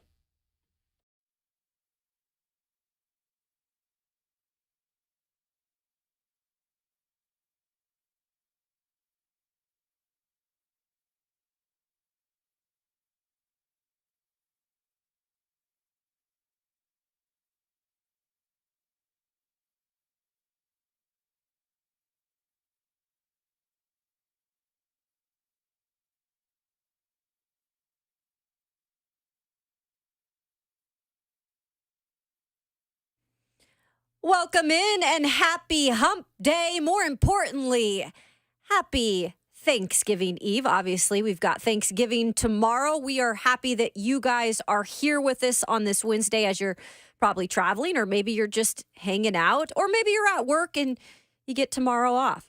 It is Ramon, Kayla, and Will. We are brewed by 8th and Roast. They have a ton of locations all around 8th Avenue, Charlotte, the airport. If you are on your way out today, which I will be in a couple of hours, I'm going to get my 8th and Roast, Ramon. Obviously, one of our favorite places, 8th and Roast, cultivating community by the cup, alongside our 11-year NFL veteran, Ramon Foster. Hey. We've got Robert Walsh back there, Bert. I need a cool noise like Ramon has. I Ramon's got a know. yay-yay. That's so cool. What man. would you choose? Like a fart noise or something? Yeah, it'd probably be like. Can you please? That's awesome. When I do yeah, you do yeah. Yeah, there you go. I can do skiing too. Don't start. I'm sure the kids will appreciate that one. I know. Okay? Yeah. I'm good. I'm starting with him and his sexy red, man. I'm Kayla Anderson. Will Bowling has the day off, enjoying some family time. How's everybody doing this morning? I feel like this is always the best time of the year because we all get to see our family. I don't know. It's just a great time of the year, I feel like. It is. It's good. I like the fall, winter time. It slows people down. If you don't have to be out more times than not, people will not be out. That means you're in the house. That means you're having a good time if you like each other. If you like each other. Like each other. Yeah. That's always been very, it's not. I guess I've hit a different era in my life, though. But, like, the family get-togethers that always turn into, like, hiccups and arguments and stuff. I don't get that. I had it as a youth. I will not lie. I will not. It's usually because spirits were involved and people, conversations, and people with potty mouths always come into it. But you can't be that uncle every year or auntie or cousin that goes to the family function just to start some stuff. Mm-hmm. You like that? We didn't come here for you to get on your soapbox, auntie. Auntie Karen, don't be that. You feel me? Uncle George, we ain't come here for all that this year. So that's why, but it is entertainment in hindsight. It kinda though. is. It kind of is. Something else to be thankful for. I kind of messed up yesterday, guys, and I forgot to give away some tickets. Yeah. So we have 2 separate ticket giveaways to Dang. do today. Right now, we can do Vols tickets. You can go to Neyland this weekend and see Vanderbilt. We also have Titans tickets to go see the Titans and the Panthers in Nissan Stadium. So if you're caller number 4 and caller number 5, you can go see the Vols. Go see the Titans. Give us a call right now. Okay. Come on, man. Run it Look, up. it's like Christmas early. Look at Bert. Bert's just- 615-737-1045. I mean, Bert just giving tickets here and there. He's our studio Santa Claus. He really is. I am Nashville's Sexy Red. There it is. That's where it is. So much. I hate you so much, Bert. So, did you guys watch any hoops last night? Because obviously, Tennessee playing in the Maui Invitational. By the way, this year that is actually being held in Honolulu because of those devastating fires, which I've seen photos of that. They were showing them during the broadcast. That is just heartbreaking with what went on over there. And the recovery is going to take years. Wow. So, wow, Kayla. That was pretty incredible. And if you've ever been to Hawaii, specifically Maui, you know it's very native there still. So their habitats that's got burnt to the ground and houses that got ruined, like they are the entity of themselves on the island. I think people look at where they think Hawaii is, and then you get on a plane and realize, like, no, that is a long distance from California. Yeah. And so for them with supplies and just getting their economy back on Maui and just getting back to a sense of, normal living, it's going to take a little while. And hopefully they're getting the support that they need to. But, yeah, they're in a different spot right now in Honolulu. Well, the Vols last night, speaking of support, it just didn't seem like they had enough, right? It was a difficult – it was fun to watch. I will say this. It was very physical. Yeah. It was, I feel like, a first half where Tennessee pretty much was in control. Control the pace. And sure then, did. my goodness, Ramon, the second half, I'm like, what happened? They did end up falling 71-67 to Purdue. But Tennessee shot 33% in the game, 27 from three-point range. They were whistled for 31 fouls compared to just 21 of the Boilermakers. What did you make of that? Well, Coach Barnes went into halftime, had his halftime interview, and basically said, "You gonna let us play physical or not?" And I almost feel like the refs decided, we're gonna control the paces. You're not gonna embarrass us on TV like this. And Barnes was right. You got 2 big physical teams playing against each other. Let's not do the ticky-tack stuff. And then that was the thing. They were picking and choosing when they decided they want to call calls and stuff, like call fouls. Like, there was a possession, I think it was Jay Billis that's on the call, if I'm not mistaken. He was just like, there hasn't been an offensive possession where a foul hasn't been called on either side of. Like, at one point in time, there was 3 on the Vol side, 2 on Purdue side. It was wild watching it. But like you said, tale of 2 halves. The game wasn't bad. Both teams went on runs. Both teams played really good ball. The defense, though, and I got to say, of course, my orange tinted glasses go on at times when they do good stuff. But watching them, Kayla, play a style of defense, I think they almost had like 2 inbound violations against Purdue. You had Zakai, who played more minutes I think he has all year, playing his style of defense. He played 28 minutes last night. And, of course, the way they approached and went at Purdue. But here's the thing, man. Big Edie, he'll problem. Dude, Zach Edey is a big problem. He'll problem, Kayla. He was very problematic for the Vols. Last night, of course, you had Toby Awaka fouled out also last night. And then, of course, Adu both fouled out, and they weren't able to really capitalize on their physical play on the inside of the paint. That's what Coach Barnes was hoping for. But the biggest issue of it all, though, Kayla, a tale of 2 halves. Dalton Knecht cannot go late in the second half before he get his first field goal. And he was attempting to force stuffs. I felt like driving to the paint, trying to get a bucket and whatnot. And he kept getting the ball stripped. Ball security was a thing for him. I act like we're talking about football here. The ball security was a huge thing for him. His turnovers were not good in the second half. Their inability to make shots yesterday was huge. And I don't think this was, a game where it's just like the Vols in years past where, they can't make a shot. The buckets just weren't falling last night. Purdue played a really good style of ball to where when they went on their run, they kind of slowed it down and took their shots where they needed to. They made their free throws. Again, you talk about Zach Edey last night. Did you see how he started the game? He could not hit a free throw for the life of 0 him. for 6. And then next thing you know, he just started going on a run. He ended the game with 23 points, man, and he's a menace around the paint. It's only so much you can – it's only so many times you can hang on him before they just got to start calling. I think Purdue and the Vols were both in the double bonus midway through the second half. A tale of two halves. They could not buy a bucket, Kayla. The run that Purdue went on, the Vols couldn't answer that in enough time. And when they caught up, it was almost of the same mindset of, well, watch us make another run, and the Vols couldn't respond to it. I look at this, and if the Vols do drop in this game, because here's the other side of this tournament. Because we've got Kansas and Marquette playing, and then Purdue got to play against Marquette today, if I'm not mistaken. Right, and Kansas faces the Vols. So these are top 10 opponents and teams that you kind of say, well, where do you even drop them? Because this wasn't a bad loss for the Vols. It wasn't to the number 2 team, and justifiably. Right. The number 2 team. Now probably about to be the number 1. I can't see the Vols sliding out of top 10 just on the level of play that they had. And you got to give it to Coach Barnes. He went to town for his guys last night. His guys got to also answer that call for him too, and they didn't. I'm not specifically naming a guy or blaming a guy, but Dalton Connect, you got to make it happen when you can. And he led them with points scored, and just down the late stretch, too little, too late. Yeah. I don't think it was a bad loss. It was just a loss in my mind to a better team last night. And this is where you learn. I mean, we talked about it yesterday with Ron Slay on this show. When you play these types of teams earlier on the season, you're not necessarily going to be docked for this, because in the long run, I should say, because your strength of schedule is definitely going to be better than others. Very favorable. Right? Yes. And you're also, I think, learning a lot about your team when you're taking on the number 2 team in the country, who, let's remind ourselves, is just building off of last year because they return the big man in Zach Edey. To me, it's like it's a tough thing to see him lost, but bounce back today against Kansas. Yeah. Right? Mm-hmm. And you learn from it. And Kansas took a bad L that was to though, Marquette. Too. And Marquette's no slouch either. But 73-59 was the score of that game. Marquette is that type of squad.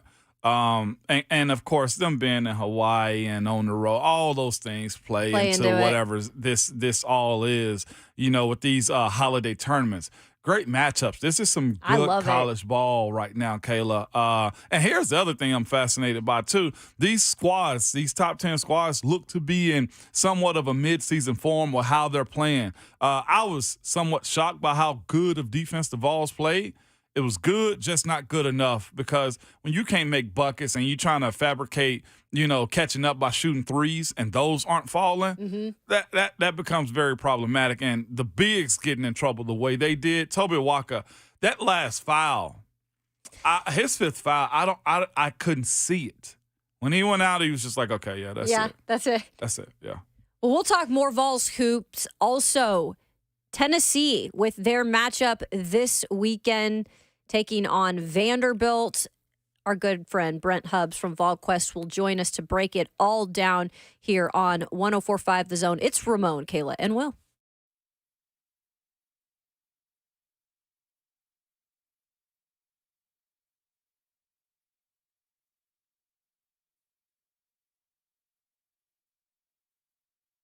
A 3-carat lab-grown diamond for just $599, okay? A 2-carat lab-grown for only $299, and a 1-carat lab-grown diamond for just $99. It's not a mistake. It's Genesis Diamonds' unbelievable lab-grown Black Friday sale.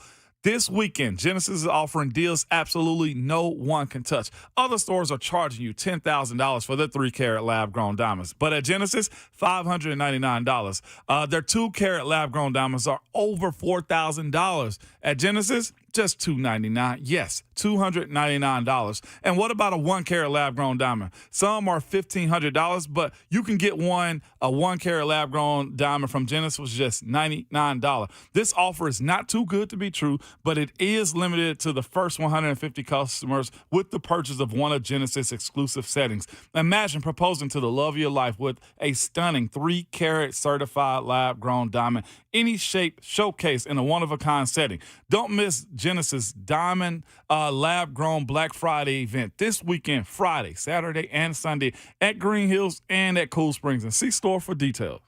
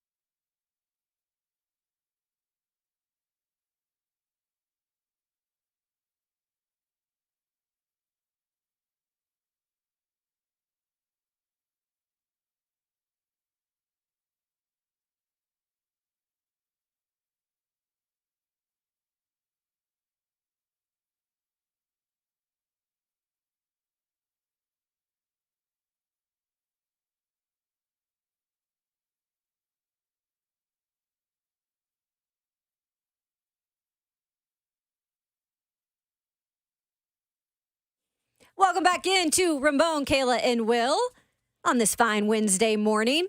Always joined at this time by our good friend Brent Hubbs, VolQuest. Brent, how you doing? How are you? Happy Thanksgiving. Happy Thanksgiving. You excited to kind of have a time to chill for a minute, eat some food? Well, I enjoy eating food always. I don't know that there's ever a chill in the last week of the regular season in football. Plus, you're gearing up for roster management with the portal and recruiting and all those things. But you never pass up on an opportunity to eat. So I am looking forward to that and spending some time with the family tomorrow a little bit, and then get ready for Tennessee and Vanderbilt on Saturday. Yeah, and speaking of that, Brent, just when it comes to coming off of that loss to Georgia and really getting back to it this weekend against Vanderbilt, obviously a team that has struggled mightily this year, how big is it for this team to just come out on fire? Well, I mean, I think you want to start fast and try to take Vanderbilt's will if you can. You know, you wonder a little bit about where Vanderbilt is mentally, 2-9, coming off an open date. Typically, you say coming off an open date, that's a good thing. But an open date this late in the year, you know, how big is their stinger coming back for one final game when you know that, you know, on Monday you're turning in equipment and the season is over. So I think it's on Tennessee to generate their own juice. You don't have any students on campus. Crowd's probably going to be just okay. Probably not the most electric crowd in the world. You've got to generate your own juice, and that's the responsibility of the leadership of this football team. And that's not just seniors. That's just anybody that's got leadership on this team, whether it's Dylan Sampson as a sophomore or whether it is a senior or whoever. They've got to make sure this team's ready to go out of the gate. What did you make of last weekend, since this is obviously the first time we've spoke to you since that loss to Georgia? Was there anything surprising? Because clearly we knew it was going to be an uphill battle in that game, but anything that was surprising to you? Well, just Tennessee's continued issues getting off the field on third down, particularly third and long. You went into that game saying, hey, you can't let Georgia be real balanced. You got to get them in third and long. Tennessee did that early. And they couldn't get them off the field. And then offensively, it just feels really hard right now, Kayla. I mean, it just feels like it's not just hard to score, it's hard to make a first down right now. And, you know, that's in part because, you know, defensively, some teams are playing three-man fronts, and the defensive structure against the run game has been different the last 2 weeks. And I don't think Tennessee's adapted and adjusted to that very well. Execution in the passing game has been erratic all season long. It shows up against good defenses, and Tennessee's not thrown the ball well enough against quality defenses to upset people. So, you know, I didn't think Tennessee was going to win coming into that game. I thought it would be more competitive, longer in the game than what it was. I didn't think it would just be kind of death by 1,000 paper cuts in the second half the way it felt. Brent, is there something to be said about the Vols losing and still being in the college football playoffs top 25, number one? Did you expect much more of a drop, or have Tennessee kind of justified its play to still be in the top 25? You know, Ramon, I mean, one, for Tennessee fans, I think it's you can stop saying everybody's against you, right? If you're still in the top 20 and you got 4 losses. I have not looked at that probably the way that I should. I've had a couple people ask me about that last night and this morning. My thought on the college football playoff deal is, does it really matter if you're ranked 20th? Because you're not in it. I mean, you're not a factor, right? I mean, why do they even rank 20 teams other than a made-for-TV event? I mean, nobody's going from 18 to 4 in the month of November or the last 2 weeks of November to make the college football playoff right now. Now, when you get more teams, maybe it makes more sense that way.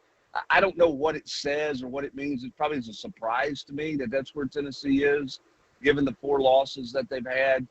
But it certainly shows a level of respect for Tennessee, I guess. But I don't understand all those formulas all the time either.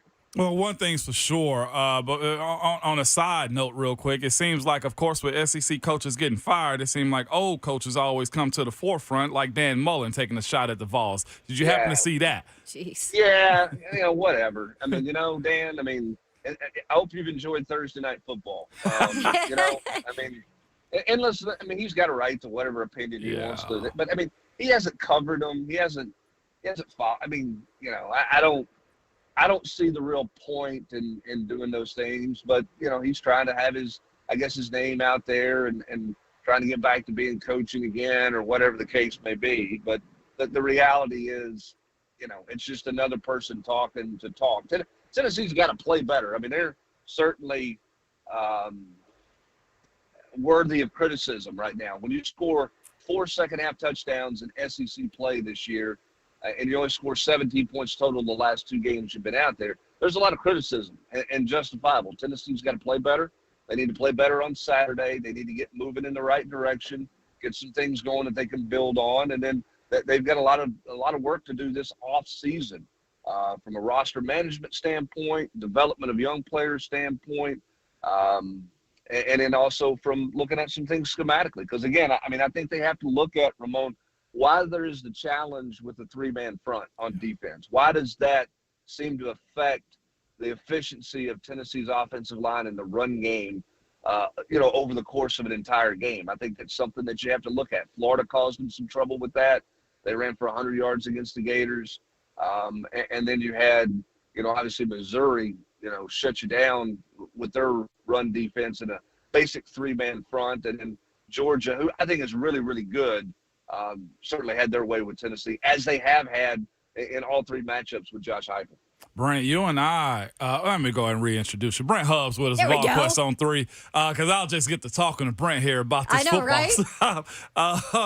But Brent, I can explain to you, we can have a real sit down about how the 3-down front, man, can be very, very problematic. When I first got to UT, of course, most high schoolers never see 3 downs the way you do now.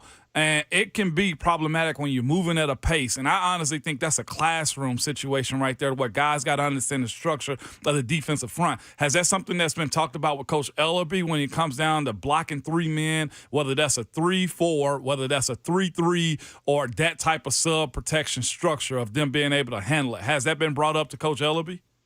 Yeah, it's obviously been discussed, and they have answers to it. It's not like it's, they have, classroom answers to it. You've got to go out and execute it.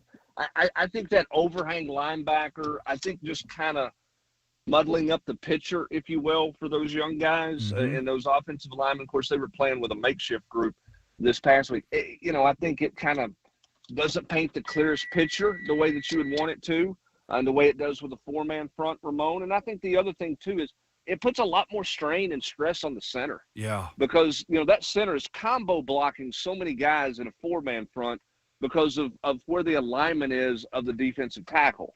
Now you're going to get a nose guy either on a shade on you or straight up, head up on you.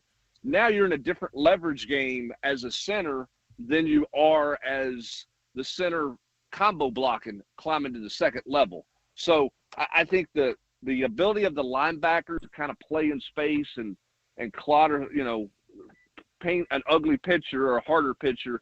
And then I think those 3 defensive linemen who are bigger by nature, if you're playing in a 3-man front, they're not trying to get vertical and get in the backfield. They're just trying to occupy and let the linebackers run free. And it's causing Tennessee some problems. And that's something that they have to really look at in the offseason. What are our best answers to that? Maybe it's more RPO. If it is, when you don't get the looks that you want, then the quarterback's got to play better in the RPO game, right? He's got to make better reads to pull it and when to throw it. They saw some of it last year, and Hendon seemed to handle it a little bit better than Joe did. Now, again, Georgia's really good, so I'm not going to be too overly critical there. I don't think Joe handled it really well against Missouri, and Missouri surprised Tennessee with that, because that's not something they had played all season long until the Tennessee game. Brent Hubbs of VolQuest joining us this morning on RKW. And Brent, we spoke about some of the seniors, obviously senior day coming up. Number of those players, running out of the tee potentially for the last time. But because of the COVID and relaxed eligibility rules, there is a chance that players come back. What would be the reason for that? Reason for them to come back? Yeah. I think trying to improve your draft stock if you have ambitions to play at the next level, unfinished business, NIL, all those things I think factor into it. Not ready to go out into the real world yet, for some guys. So I think it's one of those interesting deals. There's about 20 guys on this roster that can do that. And I think the question is, how many of them are done with college? Because we all get to a certain point in our life, age-wise, where we're done with college. Except for me, I never left. I'm on campus every day. I love that. But most people are like, you know what? I'm ready to move on at some point in time. So how many guys are there? And then at the same time, too, how many guys does this coaching staff want to bring back? You probably don't want all 20 of them to come back because there's not enough help with some of those guys. So that's why you hear the phrase roster management, and it's a bit of a catchphrase, but it's really not. It's not one of those overused catchphrases because this is truly what college football is right now. You're entering the free agency period. You're entering the draft period all rolled into one at one time. And you don't have a salary cap, and you don't have anybody on a multi-year contract. It's hard. This has turned into something that no coach ever really thought that they would encounter, but that's exactly what they've encountered now. On Saturday, when you're talking about Jalen Wright, and he's been so good all year long, he has a chance to crack the 1,000-yard mark. I'm assuming they're going to put him out there and run that guy a lot.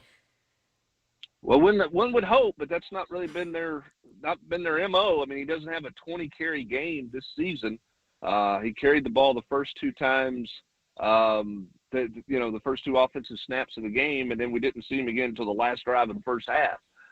So we'll see what their rotation looks like. I would ride that guy. Mm-hmm. He has a couple of interesting things. He can be a 1,000-yard rusher, which is a heck of an accomplishment. And right now he's averaging 7.4 yards a carry. The school record is 7.3 yards a carry, or the modern-day record, and that's held by Charlie Garner in '93, who was pretty good. So there's some things that Jalen's playing for stats-wise, and then obviously he's trying to improve his NFL stock as much as he can, and running away from Georgia's secondary last week didn't hurt that. But, yeah, I would like to see Jalen I'd like for you to get a heavy dose of Jalen Wright early in this football game and let him see what he can do as he gets lathered up a little bit. I would like to see him get more than, 2 series to start and then set for 3 or 4 series. I would like to see him heavier in the rotation, or less of a rotation, and just a heavier dose of him. With it being senior day, of course, Joe, it's only right for him to start the game. Heck, I wouldn't have taken a backseat to anybody my senior day, okay? Nico, that's the biggest topic of conversation in his development at reps and how to move forward with him. What do you see that looking like against Vandy? Well, I would like to see Nico play personally, I would like to see him play some valuable snaps. And I mean valuable by not being in the fourth quarter throwaway when, you're handing it off and you're just trying to end the game. I would like for them to get him in the football game, even in the second quarter, and let him play. Now, you don't want to take anything away from Joe, okay? And I know some people are like, time to move on. It's his senior year. Like, this is his last go. You ain't doing that to anybody, and you shouldn't do that to anybody. So, it's Joe's start. Joe should get an ovation. Joe should, be appreciated for what Joe has done, and the fact that he stuck it out and was a great teammate and backup and leader to Hendon a year ago. But at the same time, too, we're in a day and age where you got to look ahead, and I would like to see him look at, get some work for Nico and see what Nico can do and sort of start that process moving forward. Will they? I don't know. But I certainly would like to see him get some valuable reps and sort of start that process, because that's where we are, at this point in the year. And Brent, of course, huge recruiting weekend for the Vols this past weekend. Despite the loss, what kind of ground were they capable of gaining with certain prospects? I know, of course, the corner out of Florida or Georgia, if I'm not mistaken. Kai Komet, him. What is it looking like with a guy like him as Kai Bates, as Tennessee and Florida State are in the mix for him? Yeah, you would have liked to have had Kai Bates on campus last week for an official visit, but he decided not to come up. I think that feels like Florida State. Tennessee's still having conversations there, but it feels more Florida State than it does Tennessee right now. Of course, the big name they had in was Jordan Seaton. Yeah. That one's going to be all over the place to the finish line, but I think Tennessee's kind of done the best they can do and put their best foot forward there. You've got the tight end from Utah, Roger. I'm not going to try to pronounce his last name because I have respect for his family today. Yeah. But tight end is a huge, huge priority. Not just in the high school ranks. They've got to get somebody in the portal as well at the tight end position because you're losing your top 2 tight ends and you've really only played 2 tight ends. Ethan Davis is a first-year player who's going to be a good player at Tennessee, but you're going to need help. You need more than just 1 or 2 tight ends on this roster. So it was a big weekend. They had a lot of 25s and 26s in. George McIntyre.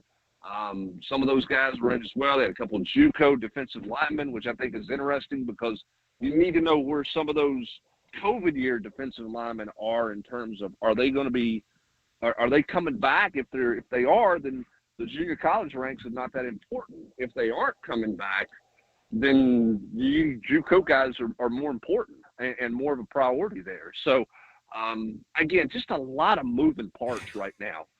The good news is they had a bunch of high-quality players in 25 and 26 class to lay that groundwork moving forward, which is a big priority. Yeah. Brent Hubbs of VolQuest was our guest today. Brent, we always appreciate you. Have a wonderful Thanksgiving, and we'll talk to you soon. Sounds good. We'll talk to you guys next week. Happy Thanksgiving to you guys. Same Be to careful. you and the family, Brent. Thank you. Thanks. You as well. Brent Hubbs, you can follow him at Brent_Hubbs on Twitter, X, whatever you want to call it nowadays, right? We're just thankful that it's still there. So we've got a wild story coming up next. If you think Jim Irsay has been wild with the past stories, just wait till you hear this one that just dropped, because this one might top it all. That's coming up next on Ramon, Kayla, and Will here on 104.5 The Zone.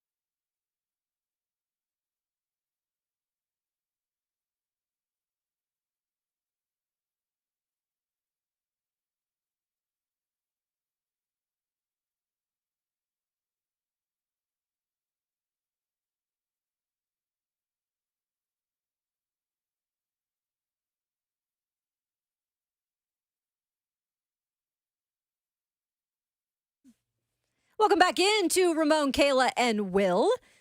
Happy Thanksgiving Eve, everybody. Hopefully you're being safe as you're getting to your destinations this morning or tomorrow. Before we get to something that keeps on blessing us, which is the Jim Irsay stuff, we're going to get to Bob in Jacksonville because we're thankful for him. Bob, how you doing? Hey, good morning. You guys are great. I wish every week was Titans week and we played you guys all 16 games because y'all are fun to listen to, and I always chime in when I can. But at the game on Sunday, I saw a couple things. I think that you guys have a team that needs some rebuilding, and I'm hoping that you guys will stick with Will Levis a couple of years so that he can develop and see, can he be a good quarterback?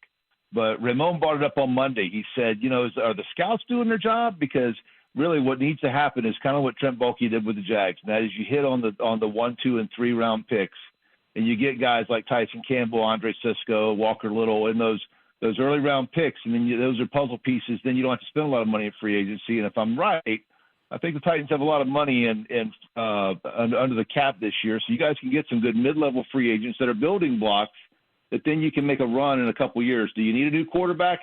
I don't know. It'll be interested to hear what you would think about this, Ramon, but it looked like Will Levis was a little bit skittish in the pocket. But again, he doesn't have pieces around it. What are your thoughts on that? Definitely. You'd be skittish if you got people in your lap more times than not. That is the thing behind it. And of course, look at how you guys have built it up. And when you talk about the Jags and other squads, and heck, you even go with look at Houston. Look at the Colts. There are teams that have built from the inside out, and I love those luxury pieces and what people are going to think Marvin Harrison Jr. is going to be able to do for you. If he's there, more likely I'm probably going to take him, but I need to be mortgaging somewhere, somehow, to get me some in-house talent that I don't have to pay early when it comes to that O-line. And I'm also say this, too, the D-line side of it, too, because what good is having big dogs on one side of the ball if you can't have both? The moments in which your big dudes are getting bullied and they can't bully nobody else, that's when you got problems. And right now, this offensive line can't stop a nosebleed when it comes down to the pressure. And the Jags were adamant about it. Tampa was adamant about it. And every team after this is going to be adamant about making sure your guys up front are not doing their job. So, yeah. Good call, though. Loved the call. Let's get to the story real quick, and then we'll try to get to Zach in Hendersonville. So, remember when Jim Irsay, owner of the Colts, was pulled over March 2014?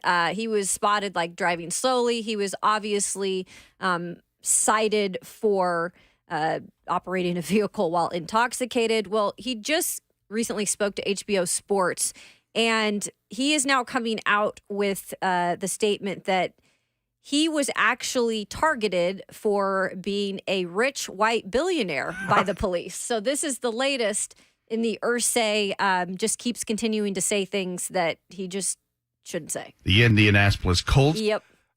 He just continues to put his foot in his mouth. And I'm talking about a dirty foot.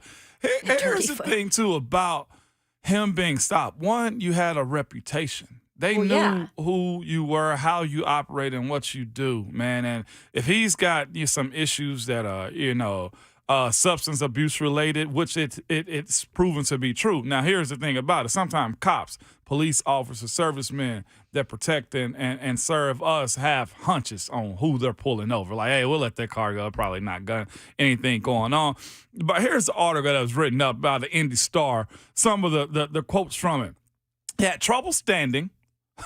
It was probably great that they pulled you over, okay? His speech was slurred, and he admitted to taking several medications but refused to voluntarily submit a blood test afterwards. Crazy. And not even just that, Kayla.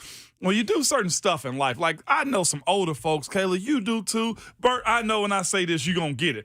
Older people like to carry around a stack of cash. You know what I'm saying? Like, my granddaddy going to have a wad, a billful, and it might be ones with some rubber bands around it and stuff like that, right? Enough that if I got to, I can get out of some trouble. All right, dinner be paid? I got you. Groceries? I got you. Hey, grandson, you need some money for college? Here go a couple dollars right here, grandson. Love you, all right? Jim Irsay was found with $29,000 in cash. You hear me? Most of it in a briefcase and in a laundry bag, okay? Had numerous bottles containing prescription drugs. Goodness. All right. It's not even funny. I shouldn't be laughing on that. But if they pulled you over because of prejudice, good, because you was probably going to kill somebody, man. Yeah. God, dog, Ursay, shut up. Can you imagine that? It just doesn't make any sense to me that no one is talking about this. Like most people, when something bad happens, like owners, anybody in the public eye, they want to get away from something like this so quickly. They want to put it in their rearview mirror. Look Kinda at like Washington. He wanted to put those cops in their rearview mirror. But then he's like, this happened in 2014, almost 10 years ago, and he's bringing it up. Yep. He's letting everyone else remember, oh, that's right. He did drive under the influence. Wow, I forgot that about you. I thought you were an outstanding member of the community. I forgot that you were a scumbag. Why bring it back up? That makes no sense to me. Yeah, it's not like we're bringing this up just for the heck of it. I mean, this was brought up. He brought it up. He wants attention, I guess. I don't know. You ever had a situation where your mom, I'm going to whoop your butt when you get home in the days of belt swinging, right? In the days, can you imagine it's 7 o'clock at night and you about to get ready to wind down, and your mama's having a good night and everybody watching TV, and you just happen to say, Mama, you said you was going to give me a whooping. No! Daddy didn't give me that ass whooping yet, Mama. Oh, God. That's what Ursay essentially did, man. What a God dang. Zach in Hendersonville, he got something to say about the Colts. What's up, Zach? I'm not going to talk about the Colts this morning, but I do have a few things to say about some Commodores.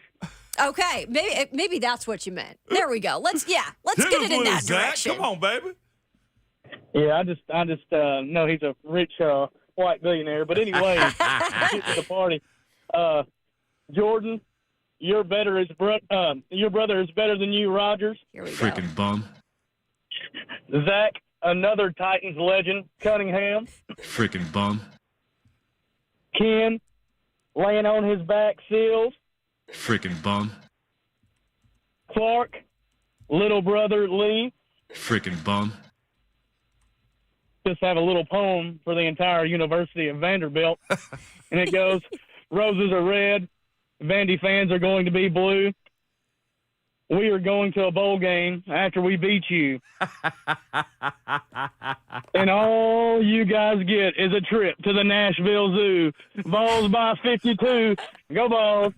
There it is. There it is, Zach. He even coming in early this week because we don't have a show for the next 2 days. I'm thankful for that. Absolutely. That's called consistency. We could all learn a little something from that. Never switch up, Zach. Please never switch up. All right. When we get back, that's 3 hours down. Unbelievable. This show is rolling by. When we return, we'll talk a little more Titans. We'll hear from Daniel Brunskill. What does he think about the 38 plays they ran on Sunday? Blech. That's what I'll say. It's Ramon, Kayla, and Will here on 104.5 The Zone.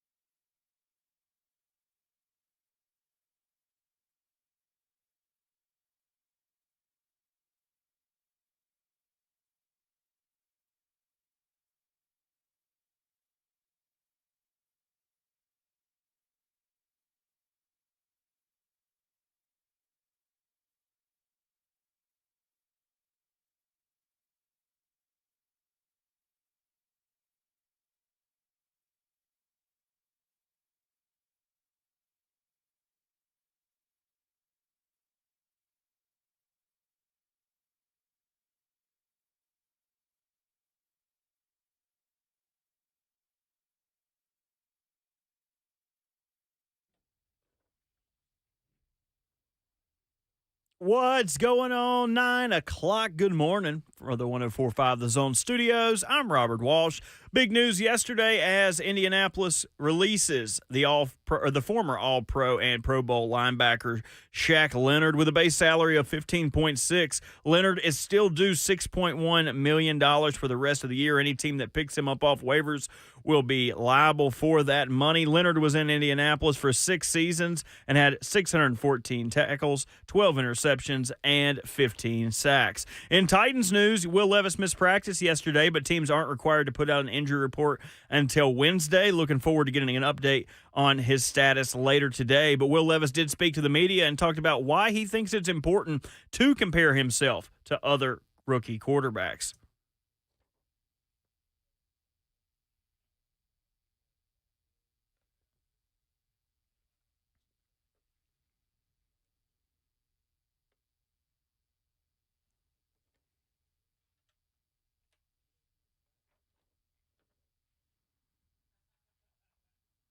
Number 2, Purdue, and number 7, Tennessee played a football game on the basketball court last night in Honolulu as the Boilermakers barely escaped with a 71-67 victory in the Maui Invitational semifinals. Tennessee will now take on number 1 Kansas in the loser bracket at 1:30 today. For all your foundation repair and waterproofing needs, visit USSTN.com. Breaking news at once on your home for the Titans and the Vols. This is 104.5 The Zone.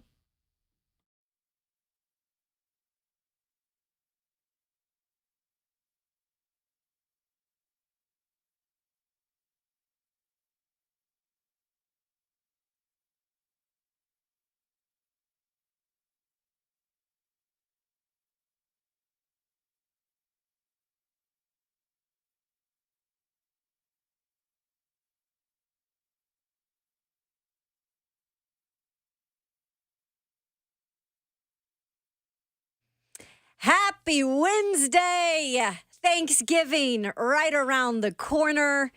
We are thankful for you guys to join us in this final hour. 4's up because it is the final hour of Ramon, Kayla, and Will. Of course, brought to you by 8th and Roast, locally owned and operated by lifelong friends turned business partners who design the local shops as a way to feel welcomed, connected, and a part of the community. I will be getting mine on the way to the airport alongside our 11-year NFL veteran. We've got Ramon Foster here today. Behind the glass, always making things happen. It's Robert Walsh. We call him Bert. Ski! Yeah! There it is. What's wrong with y'all letting me do this? I love it. Everything. I just think it's fitting. Did you do your yeah? Yeah. Okay, you did do it. Absolutely. I'm Kayla Anderson, Will Bowling with the day off. We're getting things going here in the final hour. We've got plenty to get to. We're going to talk a little Titans here. Coming up at 9:20, what happens with a win? Maybe what direction they go in with a loss. Do we see more young players on the field, more than we've already ever seen at this point? We'll discuss that. How's everybody feeling as we're reaching the final hour and we're going to be eating some good food? I've been craving Thanksgiving food. I'm like mac and cheese, potatoes. See, I crave the sides, but I do not crave. And I might be stepping out on a limb here. I do not crave ham and turkey. I don't know what it is. We do not eat that stuff outside 3 months of the year. Maybe Easter if you got somebody that celebrates that. But outside of Thanksgiving, New Year's and Christmas, we don't go out and say, man, I can't wait to have that July 4th turkey. I'm smoking a turkey. Come on out. Nobody says that. Why do we want it on the best holidays? We should be eating the best food. I've got my dad to come around on this. Hopefully on Thursday, we're going to have surf and turf. We're going to have some oysters on the grill. I'm very excited to have a seafood, a Mediterranean Thanksgiving. I can't wait. You know what? It's like, do it how you want to do it, people. Sure. If you want to take the time to do the turkey, and I know a lot of people, that's part of the tradition. Mm-hmm. I totally get it. I did it with my grandfather growing up in terms of making sure the turkey was just right. It is a process, though, and it's not for everyone. It puts me to sleep, technically, so I do eat mostly the sides. Mm-hmm. But, Ramon, you guys take pride in frying your turkey. I do, and that's what I was going to say. So I got two lifestyles, okay? My before college lifestyle and my post college lifestyle, if you understand what I'm saying. Growing up, turkey wasn't a part of our meal at all. Okay. Not even, you know what my folks would say? Ain't nobody eating that dry turkey and not in them words. It's essentially what it does. The turkey has the reputation. You got to spend time with it. You can't just, you know what I'm saying, just throw it together. It's got a brine, depending on how you get it, how you cook it, the gaminess of the turkey, poultry taste of it at times and stuff. We never really did it. But me, I actually enjoy the process of getting the turkey together as far as the brine. I picked up my stuff last night for that, okay? Let's go. The brine, I got my Yeti cooler. I'm going to brine it in overnight. Got to get it out to room temperature before I season it and inject it and then throw it into the grill. I will not, and I repeat, I will not be creating a fire around my house, okay? Absolutely no way. Not. I told Safety you earlier, first. I got to hit up my guy Shad to see if he got his turkey breast already, if I need to be deep frying his tomorrow. Right? You got double duty? Jeez, Ramon. You getting paid for that? Nah, that's my partner right there. That's All my right. neighbor. I got All right, to make sure I neighborly take care of duties. Shad, man. Neighborly You feel me? duties. Hey, and you guys are going to see plenty of this on the news, on whatever you watch your videos on. But do not put a cold turkey in that oil.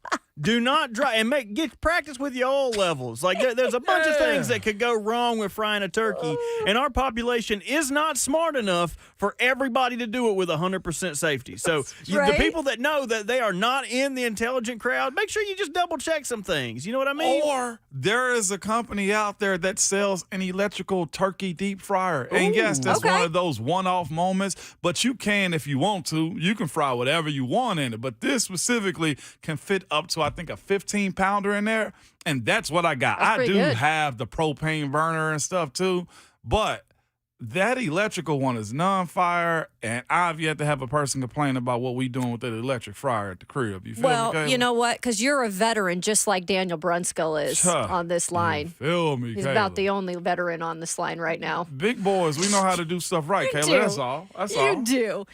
He is back, obviously. He came back last week from that injury. Good to have him back because he is one of the guys that you want up front with a lot of the inexperience.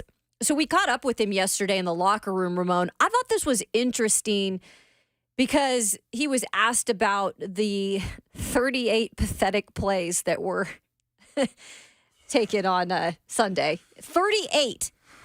That was almost half of what Jacksonville had in terms of plays. He was not happy with it. Here is my Q's and K's with Mr. Daniel Brunskill from the locker room yesterday.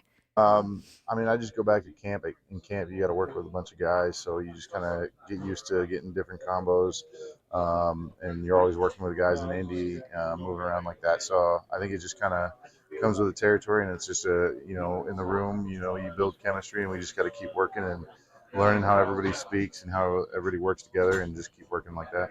You guys at 36 plays. Yeah, that's terrible. What you need, obviously.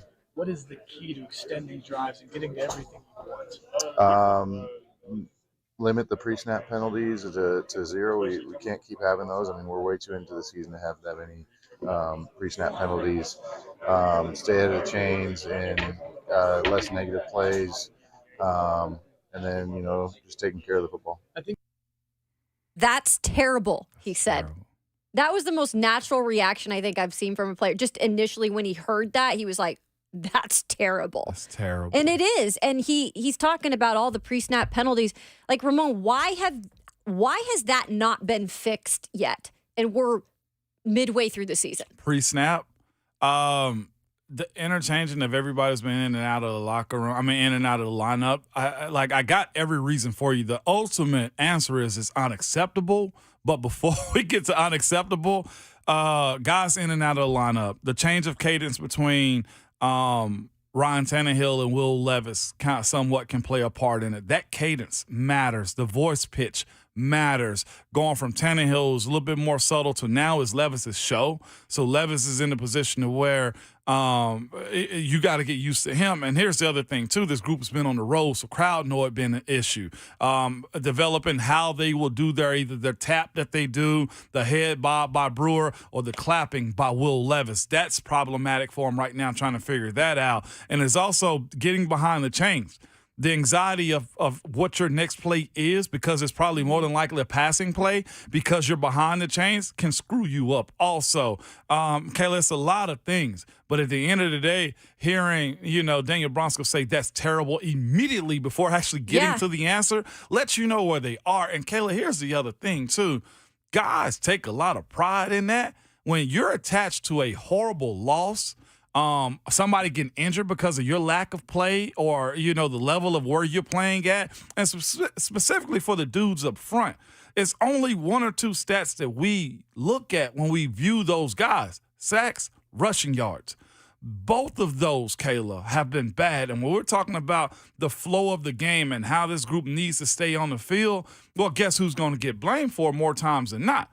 The boys up front, the offensive line. If they can't keep the quarterback clean, and if they can't control the line of scrimmage as far as running the ball, then you get nothing. Right. That's why it was so quick of an answer. But 36, if we're being real, because was it one or two kneel downs? No, you're right. 36 30 offensive technically, reps.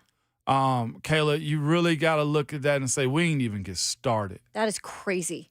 Because the average in the NFL is like, what, 60-something? 60 to 62, 65 plays, yeah.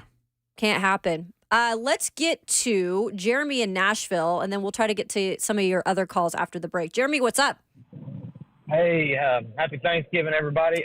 You guys talking about deep frying turkeys. The best way to do it is to get an old commercial deep fryer out of a kitchen, and that way you can hook your gas lines up to it, and then it's got a thermostat on it so you can control the temperature to constantly keep it at whatever degree you want the deep fried at. That is a pro tip, dog. Jeremy out there, he needs to start his own Martha Stewart channel. Because that's what gets you. Is of course, you're putting a lot of turkey into that hot grease. But what naturally happens is the temp drops, and then it's got to get back up to temp. That's why whatever time you decide to cook, golly, I feel like we're on the doggone HGTV right now. Bring it. But by the time your turkey get back up to temperature, the oil does, that's when the real cook time actually initiates. So that matters. The amount of dropping of temperature of the oil, man, that was a real pro tip right there. Pro tip. See, that's what you get on Ramon, Kayla, and Will. You get your sports for the day, and then you get your cooking tips. Holiday cooking guides. Holiday cooking guides, courtesy Ramon, Kayla, and Will. All right, when we return, we will talk a little more Titans. We will take some of your calls as well. So what happens with a win on Sunday? What direction do you see them going, if any? And what happens with the loss? Do we see more of the youth on the field moving forward? That answer coming up next on Ramon, Kayla, and Will. It's 104.5 The Zone.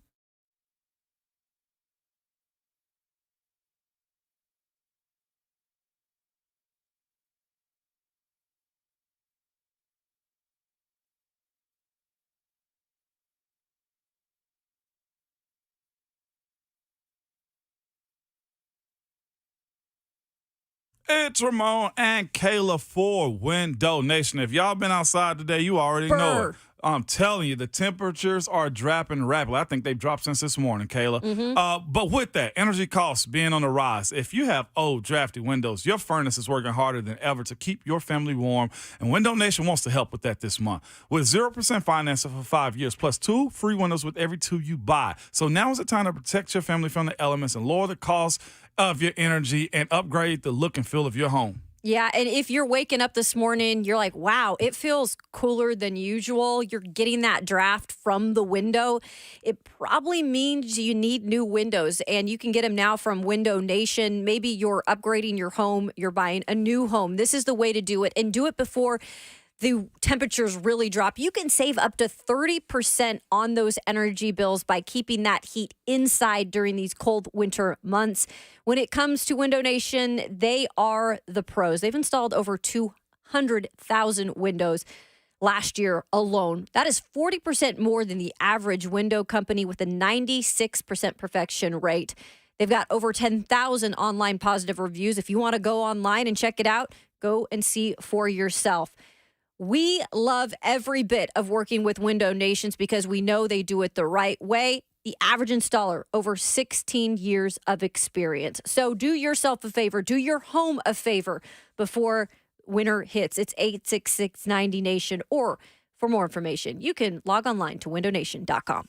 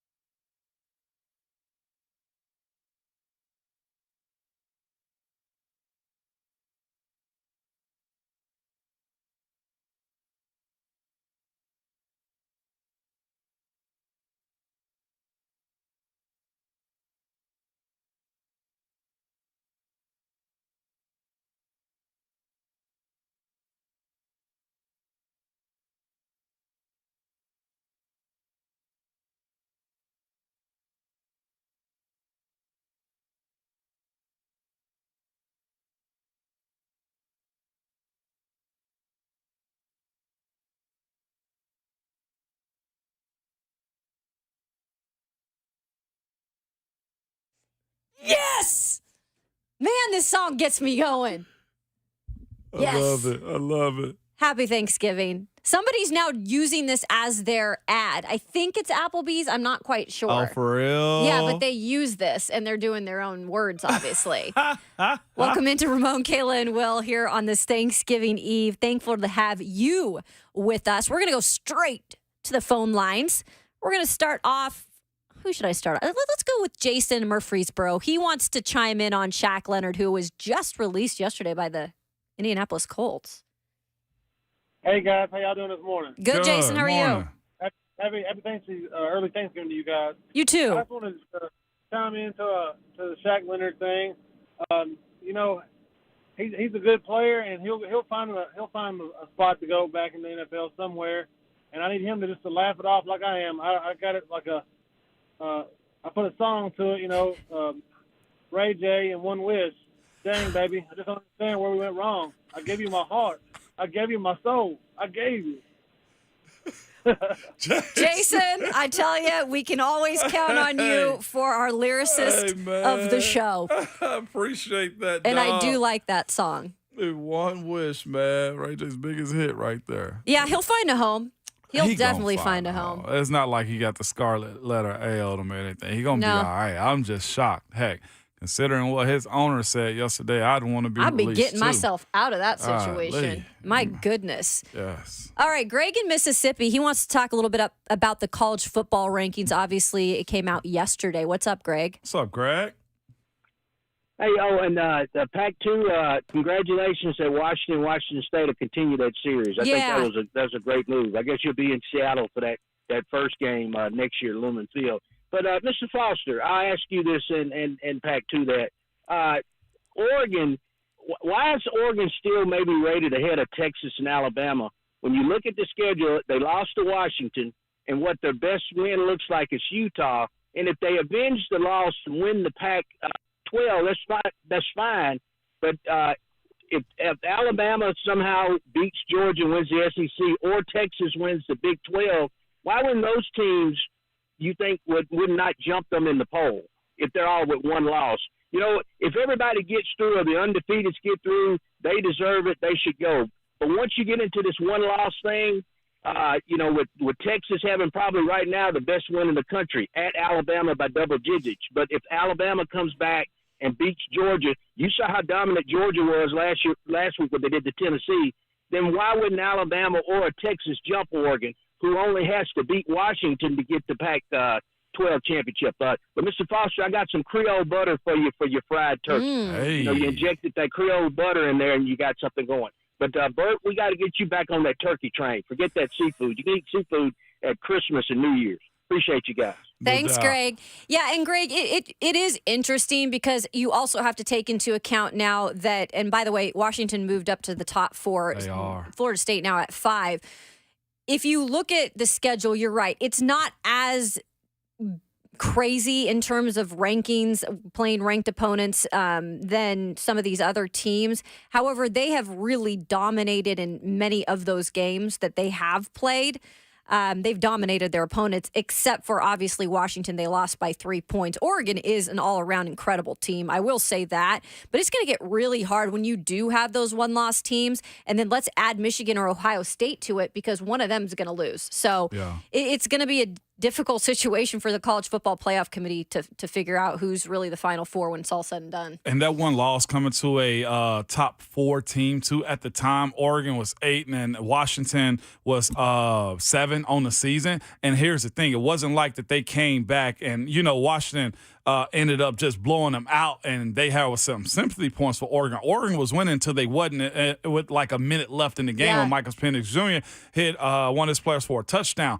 They have quality of wins and how they've won, and their one loss is to a number 4 ranked team. So when you view that and how Texas kind of struggled last weekend, if I'm not mistaken, with Iowa State, then you got to say to yourself, well, that was a matter of the potential Heisman winner in Michael Penix Jr. beating you on the senior. And Bo Nix, I think, is a Heisman favorite right now, too. Exactly. So you got a lot of that going on. It's selling tickets, Greg, is what it is, because Bo Nix being in it, the story that he's kind of turned into himself. And on top of it, the Pac-12 have represented themselves well. Look at how Oregon also has beat USC with a former Heisman quarterback in dominated them. Like, they've won. You're right. Utah's their best win, but they also beat Utah 35-6.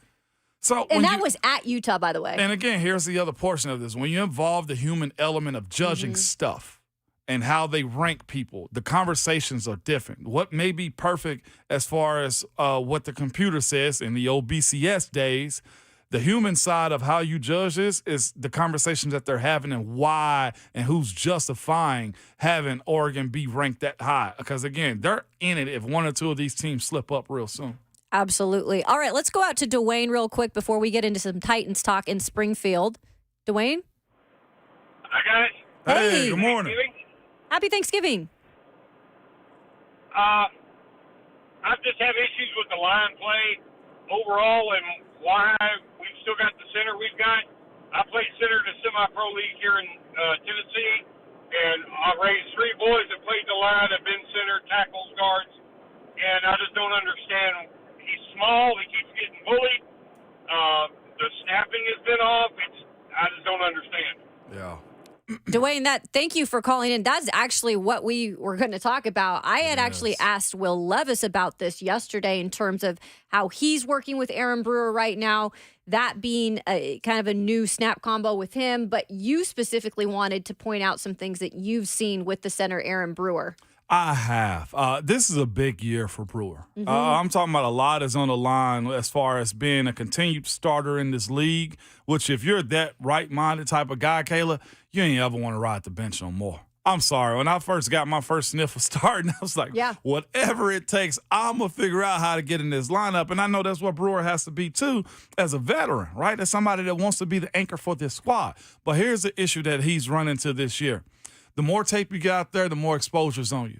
The more your weaknesses get highlighted in opposing cities, NFL cities, in these moments, Kayla and listeners. And who was it that just called a second ago? That's Dwayne. Dwayne. Yeah. And you know this too, Dwayne. You got kids that's played the OL too. The stuff that I've seen from Brewer is, yes, he's getting pushed back. Teams are finding ways to isolate him. Teams are finding ways, like last week with the Jaguars, even if they're not rushing directly over him, they're actually running games and stunts into his gap, and his level of and his ability to hold up hasn't been there. And I love the idea of what Vrabel's belief in Aaron Brewer is and what he's done for this team and trying to hold up with the new right guard, with the rookie left guard, right? I'm going to give him all the parameters and make an excuse for why or certain stuff that has happened. But when it comes up to holding up your anchor and people continually running that TT stunt across the middle to you, that dog stunt across the middle of your occupied space at center, and they're getting home, that's where it's an issue for me.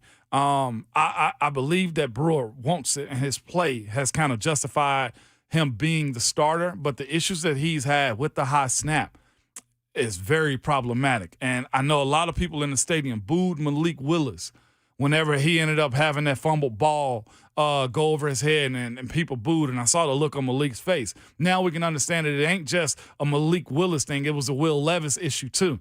Brewer's snaps are coming in very hot, and what I saw and I've been taught and told guys to do too, when you snap the ball, it's the same consistent snap every single time.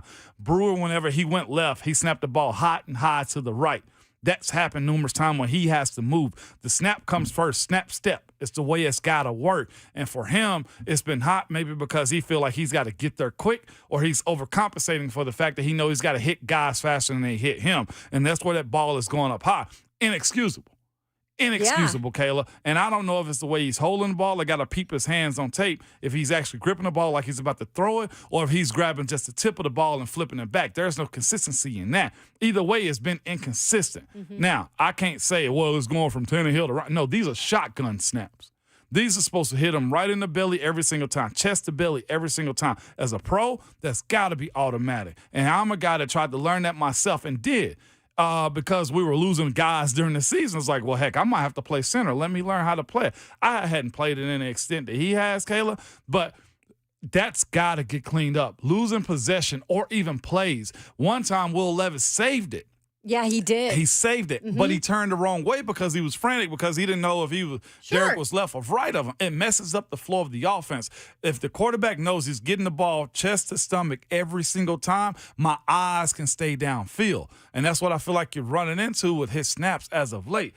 I ain't got no excuse for him other than the fact of getting it done. This is a big year for you. If you're running the ball, if you're stepping left and the ball is going high and right, is it fixable? Hell yeah, it is. Should it happen? No. And it's been happening often. That's the issue. So if you thought that you had the job secure going into next year, now when you have these types of issues, you got to start looking elsewhere.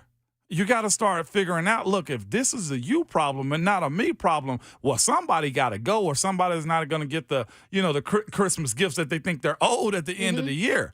That's what it boils down to them. It's technical, and you can't have technical issues, especially when you got a rookie quarterback behind you that needs all the attention and protection that you can give him. All the help he can get, right? Absolutely, I mean, because he's got to Kayla. do his job, which is a lot. You can have your opinions on it. I know listeners maybe have seen enough of Aaron Brewer. We'll see what happens next year. I would not be opposed to finding your future center in the draft if that's available, because I think you have to shore up this line as much as you can moving forward with just the amount of issues that we have seen.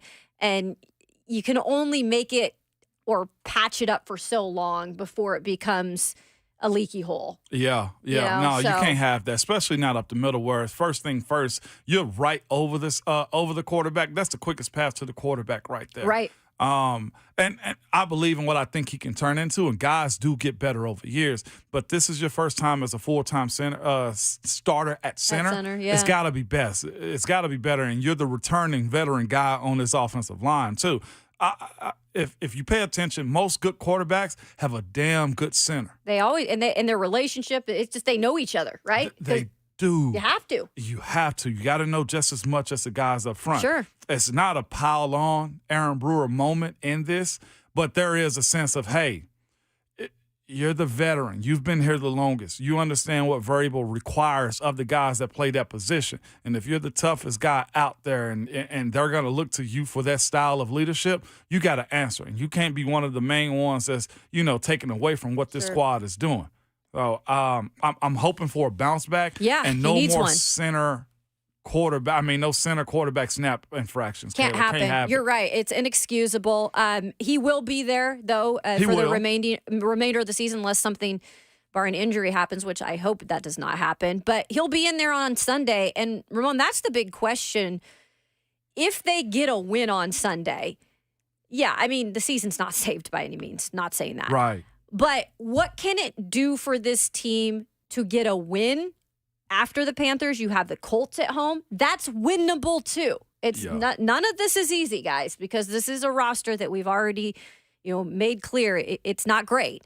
But those are two gettable games. Yeah. What do you do with a win? And then if there is a loss on Sunday to the worst team in the NFL, where does this team go from there? With a dub, Kayla, it just gets you close to the 500. That's the goal right now. Head down, get closer to 500 when it comes down to you having the ability to say, we win against bad teams. Because here's the pro tip. There's been some teams that you should have beat. Tampa was a very winnable game.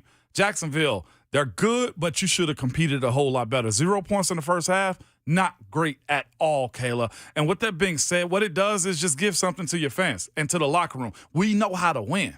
Like, losing 7 games in a season this early on the first half of it, you question a lot of what you did. You got to think everybody that's involved with an organization thinks we can win the Super Bowl. Well, you have some, of course.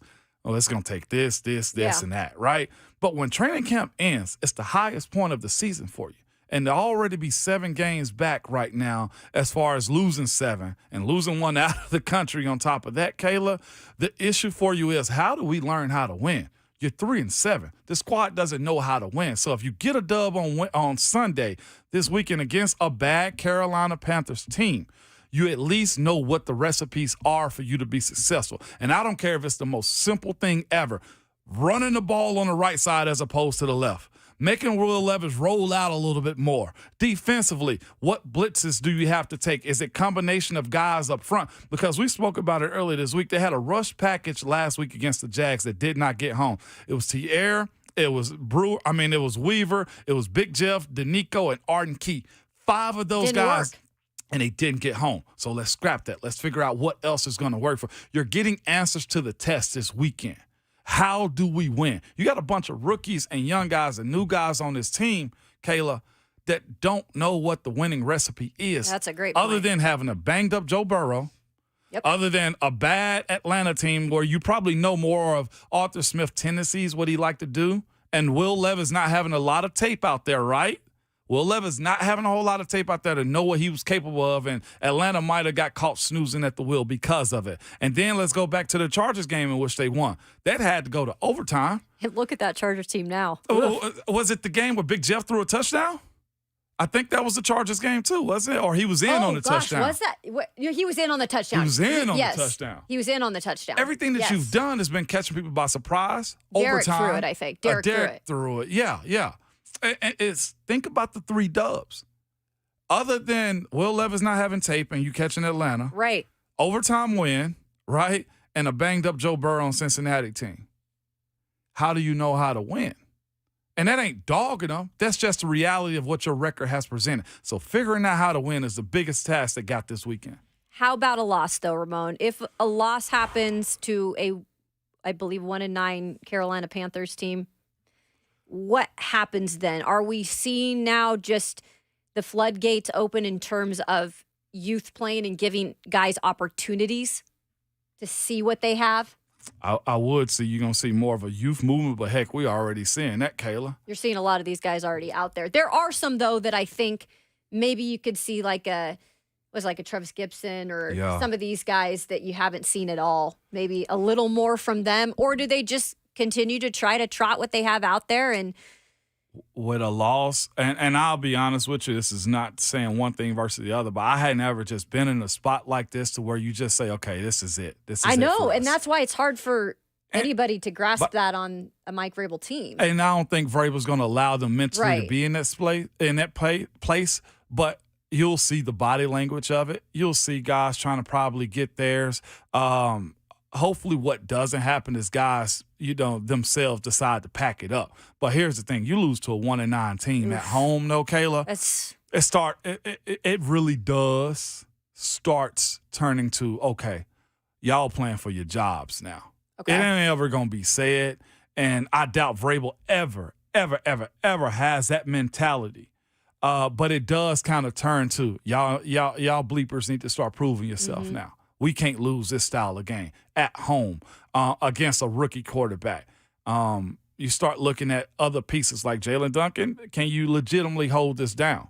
What are you when it comes down to Dylan Radins and defensively? Because Big Jeff's called out a lot of it too. If the defensive side of the ball is the strongest side of this team, barring special teams and, just offense versus defense, all right, who's going to be here with Big Jeff and Harold? Because those are the 2 guys on this team that's got it. And Amani, yeah. Who's going to be here? And that even goes to, figuring out what the role is for a young guy like Roger McCreary, who's playing out of place right now, too, just to be fair to him. But Azeez and Christian both. And I don't know, unless we see the injury report, if it was for injury. But for you to pull out 2 starters last week.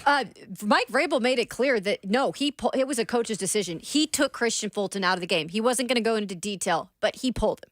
I don't want to speculate whether it was injury or play, but he was on some plays that got made over him. And the same thing can be said for Azeez, too. Yeah. So, Kayla, a loss this weekend makes you start saying, all right, time to go ahead and pull out those draft books and see what you guys are made out of, because we're going shopping. And that's going to have to be the case this offseason anyway. Of course, you want to compete, but it really does boil down to we got to really start evaluating. And not just the players. I think coaches will have to be evaluated too, just on the basis of playing. Like, why isn't the rush getting there? Yep. Why do we have more MEs on the offensive line? How can't guys get open? Like, there's a lot of questions that will have to be answered moving forward into this offseason. The script is written. It is. And hopefully the script is written for a win on Sunday against Carolina. They've been great at Nissan Stadium. We'll see what happens. We're going to wrap up the show here.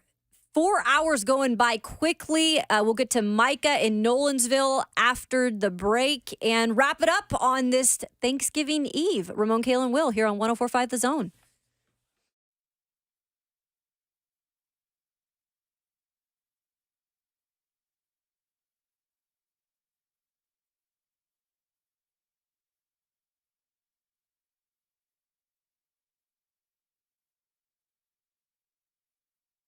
It's Ramon Foster for United Structural Systems, y'all. And when it comes to large home repairs, a lot of the time we homeowners pretend we don't see those warning signs. That's because we're afraid of what we're going to hear. This is especially true with waterproofing and foundation repair. It could be something big that needs to be fixed right away, or a small problem that'll become bigger later, or it could be nothing at all. The bottom line is we don't know, at least I don't, and I certainly don't want to be sold something that I don't need. What we need is a peace of mind, and United Structural Systems is the company to give you that. They have over 25,100% satisfied residential customers. And here's how they make that happen. When USS comes out to your house, you're going to get a problem solver who provides a peace of mind to their customers. That's you, the homeowner. You're not going to get someone who is worried about meeting a sales quota or upselling the next big thing, but someone there to educate you and help you understand what is happening with your home. At USS, the only measure of success is how satisfied the homeowner is and not a closing ratio. Homeowners trust USS, keeping homes dry and stable for over 25 years. And you can reach out to them at USSTN.com or call them at 615-488-7855.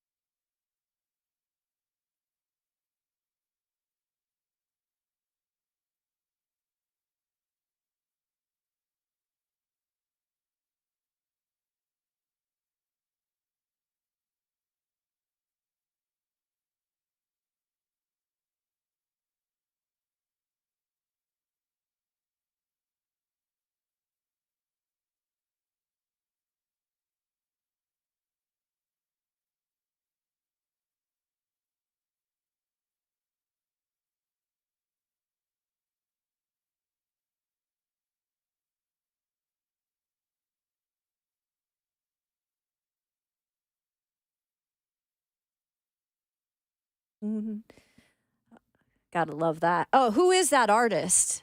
Ramon Foster. Yeah, go ahead. Go ahead. The voice sounds. Is that Garth? I am Brooks and done with you, Brooks dude. and Dunn. That's also one of those Nice songs where it try. sounds like Neon Moon has a meaning behind it. Yeah, that's what, like the neon moon, the neon lights of Yep. the bar. Okay. Like Broadway. Okay. Oh, Lots of neon lights. Okay. Like he's at a bar. Yeah, he's sad. He's saying, very "I'm sad. gonna." What country song ain't sad? There's a couple of them. There's a couple of them Shake that are it like, up. Oh, no, that's Taylor's not pop. country anymore. Yeah. don't ask. I know. no Now shoes? I'm No thinking shirt? and he's making. Is oh, no that's shoe, a good one. Friends in low places. Kenny Chesney. Is that a bad one too? It's either about the come up or the go down. What about Red Dirt Road?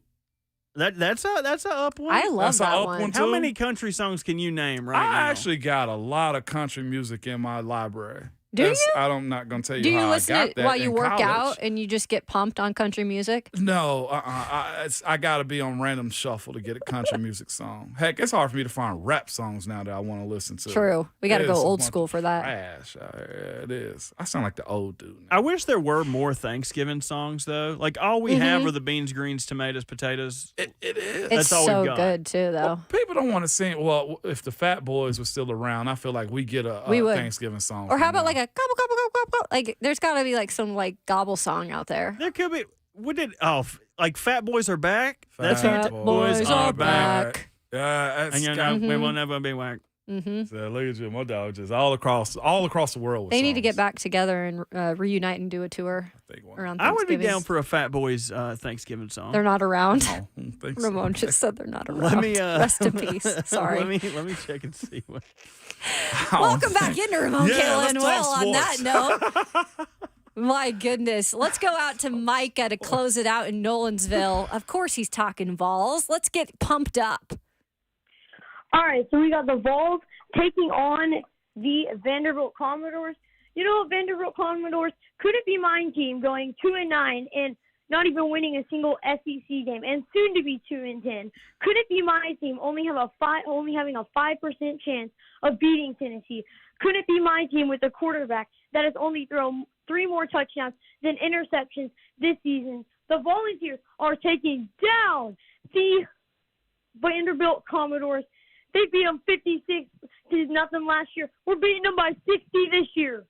Give it to him, Micah. Give it to him, Bert. There we go. I don't know what that little dude's got going on, but Man. I hope he's going to be there hollering. I That's do all I know. Right? I hope so. Good for you, Micah. I hope you enjoy a big win this weekend. So before did you find out the name of that? There is a Thanksgiving song. I was just sent by. Stop it. Of course you're looking it up. Why wouldn't you? By my guy Donald Page, man. He takes photos for Yeah, the Donald's Titans. awesome. Donald's Mhm. awesome. He said he's listening. But Ben Rector, the Thanksgiving song, I've never heard it, never seen it. It's got 1.8 million views on YouTube. How So have I not seen this I don't- before? well, it might be a parody. I don't even know what it is, but I'm probably gonna listen to it. I am. I'm a Okay. sicko like that. I'm Well, gonna listen to it. Hopefully you guys have enjoyed this morning, 4 hours of fast radio. Yeah. Thankful, obviously, for all of our listeners. We really do appreciate you each and every day, whether it be on the F&M Bank chat or calling in, or maybe if you just don't call in and you listen. Man, it has really been a fun year. It's not the end of the year. I feel like I'm saying it's the end of the year, but I'm just thankful. So I wanted to let all the people know that. It is, man. I'm really looking forward to Thanksgiving, just the holiday season. All this time of the year gets me simply because my birthday's right behind it too. I remembered I that. enjoy that. Yeah, Kayla. It's a couple of the Fat Boys passed away. Oh, already. so you're bringing it back to I that. had We're all to. thankful. We gotta And then he's give like, good by the way, the answers. Fat Boys did pass. There was another version of them, and they were touring between 2018 and 2021. Oh, so they were touring recently. Yeah, I think there's only one. Yeah, Cool Rocksky. Okay. Cool Rocksky. Is the only one? Only one. Yep, sure was. Dang. Prince Marky D passed in February 2021. Big Buff Love. Yeah. Man. Well, rest in peace to those two. Yes, indeed, Kayla. But yeah, Thanksgiving should be fine. I'm looking forward to it. Bert, catch that deer this weekend. Don't catch it. Hey, Well, you're catching a deer. I ain't gonna catch it. Yeah, don't catch it. I'm gonna take it home. I mean, I'm bringing jerky back. I was just going to say, you bring back some jerky? Coach Mack, when I told him I was Yeah. going hunting, I'm trying to go hunting tonight if I can beat traffic. I told him I'm going to have him some jerky, so I got to do the same for y'all. You going to go at night? Go. Yeah, I'm going to try to go tonight and then in the morning tomorrow. Well, you can come to Sumner County. We got plenty in my backyard, baby. Don't play with me. I'll roll up on you. That was one on the side of the road. My sicko self thought about going to get a balloon that said, get well soon. But Oh, God. Ramon, be safe out there. Be thankful. We appreciate you. And, yeah, we'll let him talk one more time because he always had words of wisdom, not about bringing a deer a balloon. It was on New Shackle Island. I was about to go put a get well balloon on him. But, hey, man, enjoy each other. Enjoy family. No family arguments, man. But please remember, your Twitter fingers and your mic is always hot.